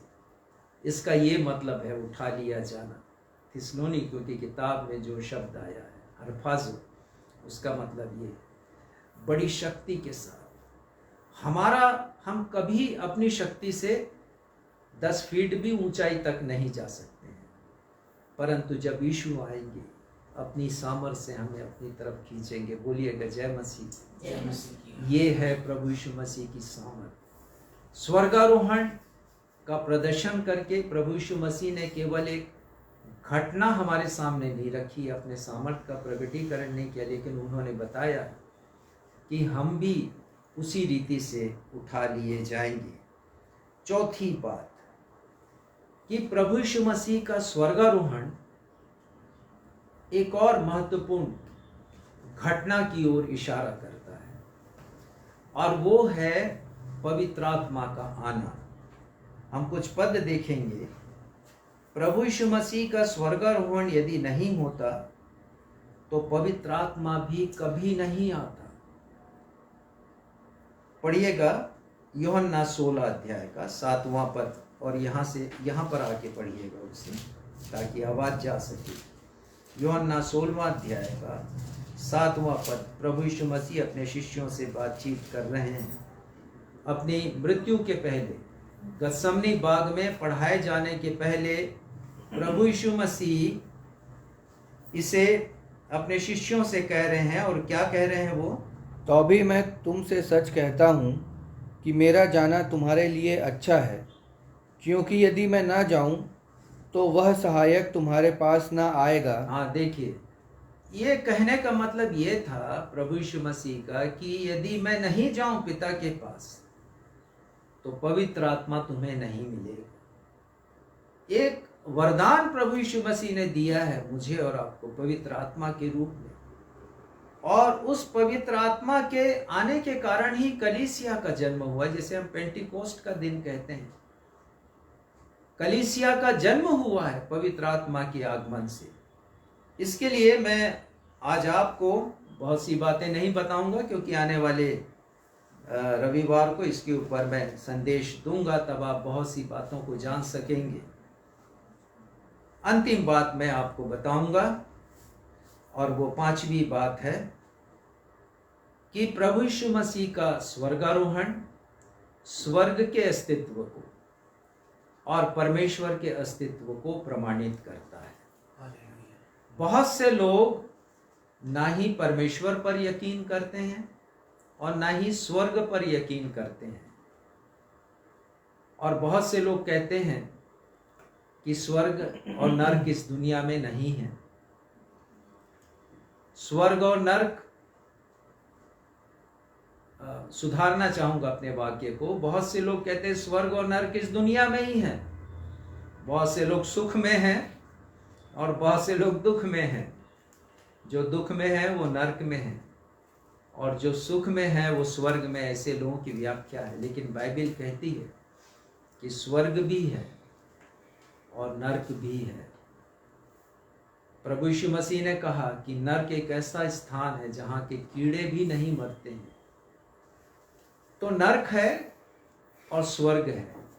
प्रभु यीशु मसीह का स्वर्गारोहण ना सिर्फ प्रभु यीशु मसीह के द्वितीय आगमन को प्रदर्शित करता है, परंतु स्वर्ग के अस्तित्व को और परमेश्वर के अस्तित्व को भी प्रकट करता है। हम कुछ पदों के द्वारा इसे समझेंगे।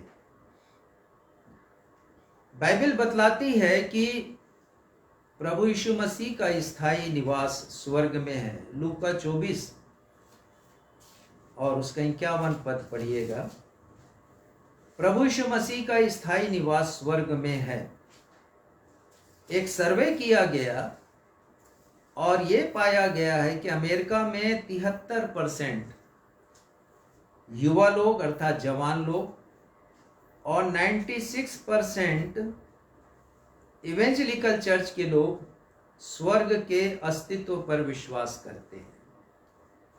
तो बहुत से लोग हैं जो विश्वास करते हैं, लेकिन बहुत से लोग स्वर्ग के अस्तित्व पर और परमेश्वर पर विश्वास नहीं करते। स्वर्ग शब्द बाइबल में 304 बार आया है। पुराने नियम में 125 बार और नए नियम में 179 बार ये आया है। प्रभु यीशु मसीह स्वर्ग से आए धरती पर एक खास काम को अंजाम देने के लिए, जिसे मिशन कहते हैं। प्रभु यीशु मसीह का मिशन, उन्होंने जन्म लिया, उन्होंने शिक्षाएं दी, उन्होंने दुख सहा, उन्होंने क्रूस पर अपना बलिदान किया, क्रूस पर मृत्यु हुई, तीसरे दिन जीवित हुए, और अंतिम कार्य जो स्वर्गारोहण का हुआ उसे उन्होंने पूरा किया। वो स्वर्ग से आए और स्वर्ग वापस चले गए। पढ़िएगा लूका 24:51 पद। और उन्हें आशीष देते हुए वह उनसे अलग हो गया और स्वर्ग पे उठा लिया गया। हाँ, यहाँ लिखा है कि यीशु मसीह स्वर्ग पर उठा लिए गए, स्वर्ग पर उठा लिए गए। और उसके बाद प्रेरित 11 में भी ऐसा लिखा है, स्वर्गदूत कहते हैं कि यही यीशु जो तुम्हारे पास से स्वर्ग पर उठा लिया गया। तो प्रभु यीशु मसीह स्वर्ग से आए और स्वर्ग चले गए। बाइबल 3 व्यक्तियों का वर्णन करती है जो स्वर्ग पर उठा लिए गए। पहला हम पढ़ते हैं हनोक के बारे में। पढ़िएगा इब्रानी की किताब 11 अध्याय और 5वां पद पढ़िएगा। वहां पर लिखा है, विश्वास ही से हनोक उठा लिया गया। हाँ, हनोक प्रारंभिक पीढ़ी के एक प्रभु भक्त थे, प्रभु के साथ साथ चलते थे। उत्पत्ति 5:24 में लिखा है, हनोक परमेश्वर के साथ साथ चलता था और फिर हनोक लोप हो गया क्योंकि परमेश्वर ने उसे उठा लिया। परमेश्वर ने उठाया है हनोक को, और उसी प्रकार परमेश्वर हमें भी उठाएंगे। तो पहला व्यक्ति जो स्वर्ग में उठा लिया गया है जीवित अवस्था में, वो है हनोक। और दूसरा व्यक्ति जो स्वर्ग पर उठा लिया गया जीवित अवस्था में, उनका नाम एलिया है। दूसरा राजा 2 अध्याय के पहले पद में लिखा है कि स्वर्ग में उठा लेने को था, और 11वें पद में जिसे आज हमने पढ़ा है वहां पर लिखा है कि, पढ़िएगा 2 राजा 2 अध्याय 11वां पद, अग्निमय घोड़ों से सजे अग्निमय घोड़ों ने उनको अलग अलग किया और एलिया बवंडर में होकर स्वर्ग पर चढ़ गया। हाँ, एलिया के बारे में लिखा है कि जीवित अवस्था में वो स्वर्ग पर उठा लिए गए। नए नियम में हम तीसरे व्यक्ति के विषय में पढ़ते हैं जो जीवित अवस्था में तीसरे स्वर्ग पर उठा लिए गए, और वो है पौलुस। 2 कुरिन्थी 12 अध्याय के 2 पद में लिखा है, वो कहते हैं कि मैं तीसरे स्वर्ग तक उठा लिया गया। और 4 पद में लिखा है, मैं स्वर्ग लोक पर उठा लिया गया, अर्थात जीवित अवस्था में वो भी स्वर्ग तक होके आए हैं, तीसरे स्वर्ग तक। अब उसकी व्याख्या क्या है ये मुझे नहीं पता, परंतु इन 3 व्यक्तियों के विषय में लिखा है कि जीवित अवस्था में वो स्वर्ग पर उठा लिए गए। और संत पौलुस तो वापस आए हैं, बाकी 2 तो वापस नहीं आए, ना हनोक आए ना एलिया, लेकिन पौलुस वापस आए। उन्होंने दर्शन में देखा था और अपने दर्शन की बातें उन्होंने हमें बताई हैं। प्रभु यीशु मसीह का स्वर्गारोहण परमेश्वर के अस्तित्व को भी प्रमाणित करता है। बाइबल में बार बार स्वर्ग को परमेश्वर का निवास स्थान कहा गया है। राजा सुलेमान ने जब परमेश्वर का मंदिर बनाया, उसे प्रतिष्ठित किया, तब उन्होंने कहा है, एक बार नहीं अनेक बार, स्वर्ग तेरा निवास स्थान है। स्वर्ग परमेश्वर का निवास स्थान है। स्वर्ग का अस्तित्व है और परमेश्वर का भी अस्तित्व है। यशाया 66 और पहले पद में लिखा है, स्वर्ग मेरा सिंहासन और पृथ्वी मेरे पांव की चौकी है। प्रभु यीशु मसीह ने हमें प्रार्थना सिखाई, हे हमारे पिता तू जो स्वर्ग में है, अर्थात हमारे परमेश्वर पिता स्वर्ग में है। और बार बार कहा प्रभु यीशु मसीह ने, 8 बार प्रभु यीशु मसीह ने कहा।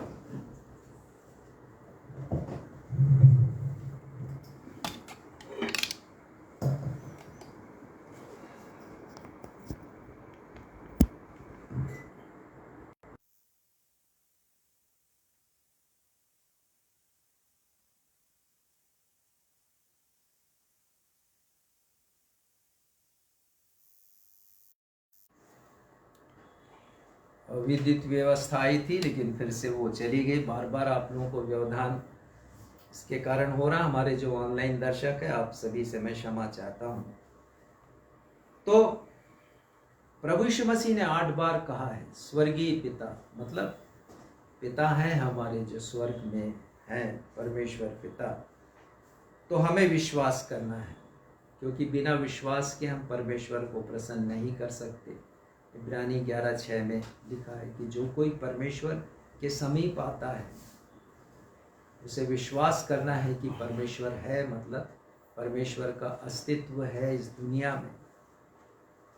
तो हम इस बात पर विश्वास करें, और यदि नहीं करेंगे परमेश्वर पर विश्वास, स्वर्ग पर विश्वास, प्रभु यीशु मसीह पर विश्वास नहीं करेंगे, तो वचन संहिता 14:1 में लिखा है, मूर्ख ने कहा परमेश्वर है ही नहीं। ये मूर्ख कहलाएगा वो व्यक्ति जो परमेश्वर के अस्तित्व पर विश्वास नहीं करेगा। तो आज हमने ये 5 बातें सीखी हैं प्रभु यीशु मसीह के स्वर्गारोहण से, और हमने सीखा है कि प्रभु यीशु मसीह ने अपने सामर्थ का प्रकटीकरण किया है। स्वर्गारोहण प्रभु यीशु मसीह के सामर्थ को दर्शाता है, इसे हमने सीखा है। दूसरी बात हमने सीखा है कि जिस प्रकार प्रभु यीशु मसीह का स्वर्गारोहण हुआ, उसी प्रकार हमारा भी स्वर्गारोहण होगा। और हमने ये भी सीखा कि प्रभु यीशु मसीह जिस प्रकार विद्युत व्यवस्था फिर से आ गई, हम कनेक्ट कर रहे हैं।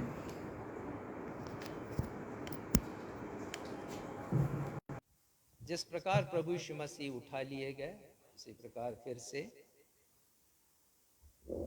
जिस प्रकार प्रभु यीशु मसीह उठा लिए गए, उसी प्रकार से फिर से वो आएंगे।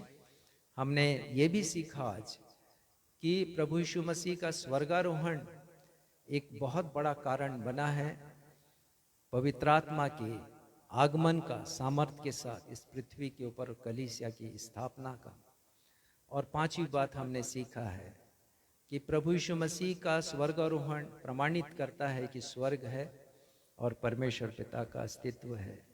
तो हम दृढ़ विश्वास रखें इस बात के ऊपर, और हम फिर से उसी गीत को गाएंगे जो स्वर्गारोहण को प्रकट करने वाला गीत है, और जिसके शब्द कहते हैं, नीले आसमां के पार जाएंगे, मेरा यीशु रहता वहां। और ये विश्वास का प्रकटीकरण है, और हम सब अपने अपने विश्वास को प्रकट करें।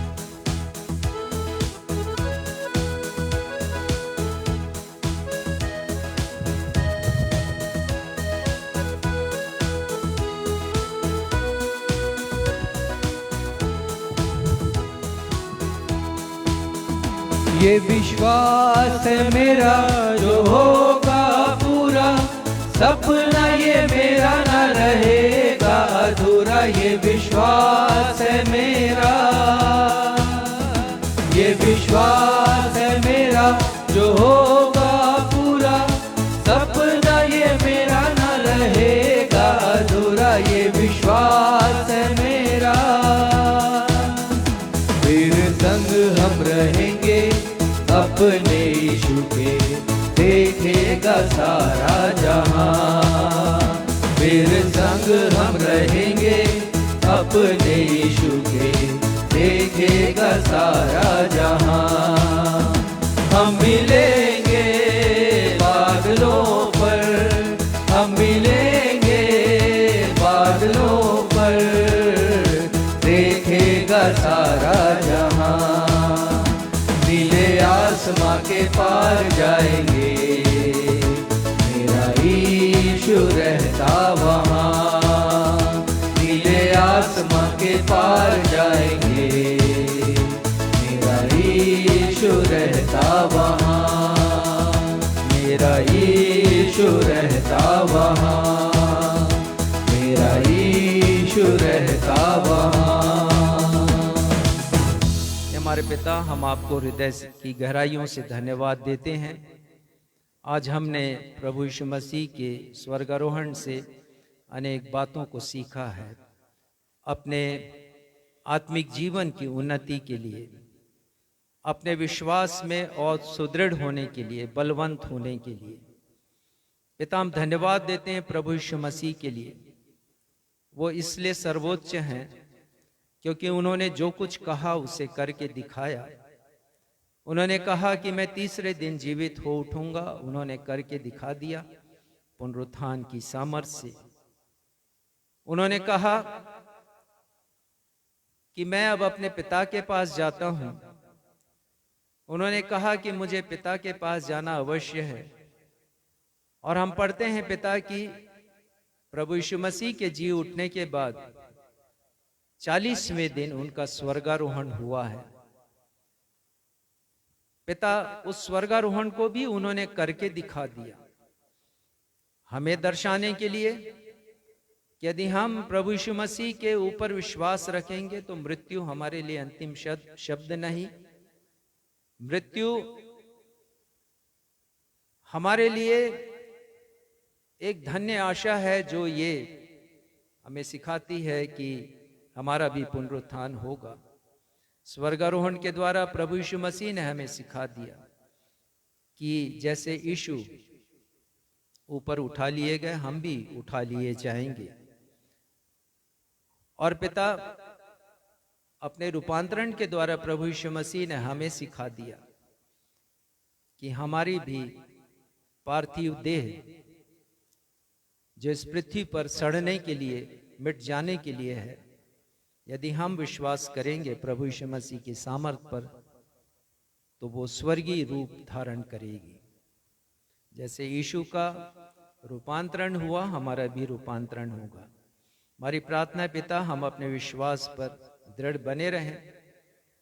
हमारा विश्वास कार्यकारी विश्वास हो, एक्टिव फेथ हो, ताकि जब यीशु आए बादलों पर तो हमें वो उठा ले अपने पास हमेशा के लिए, और हम कह सकें कि ये विश्वास है मेरा जो होगा पूरा, सपना ये जो मेरा है वो पूरा होगा, और हम प्रभु के साथ हमेशा संग संग रहेंगे एक रूपांतरित जीवन में।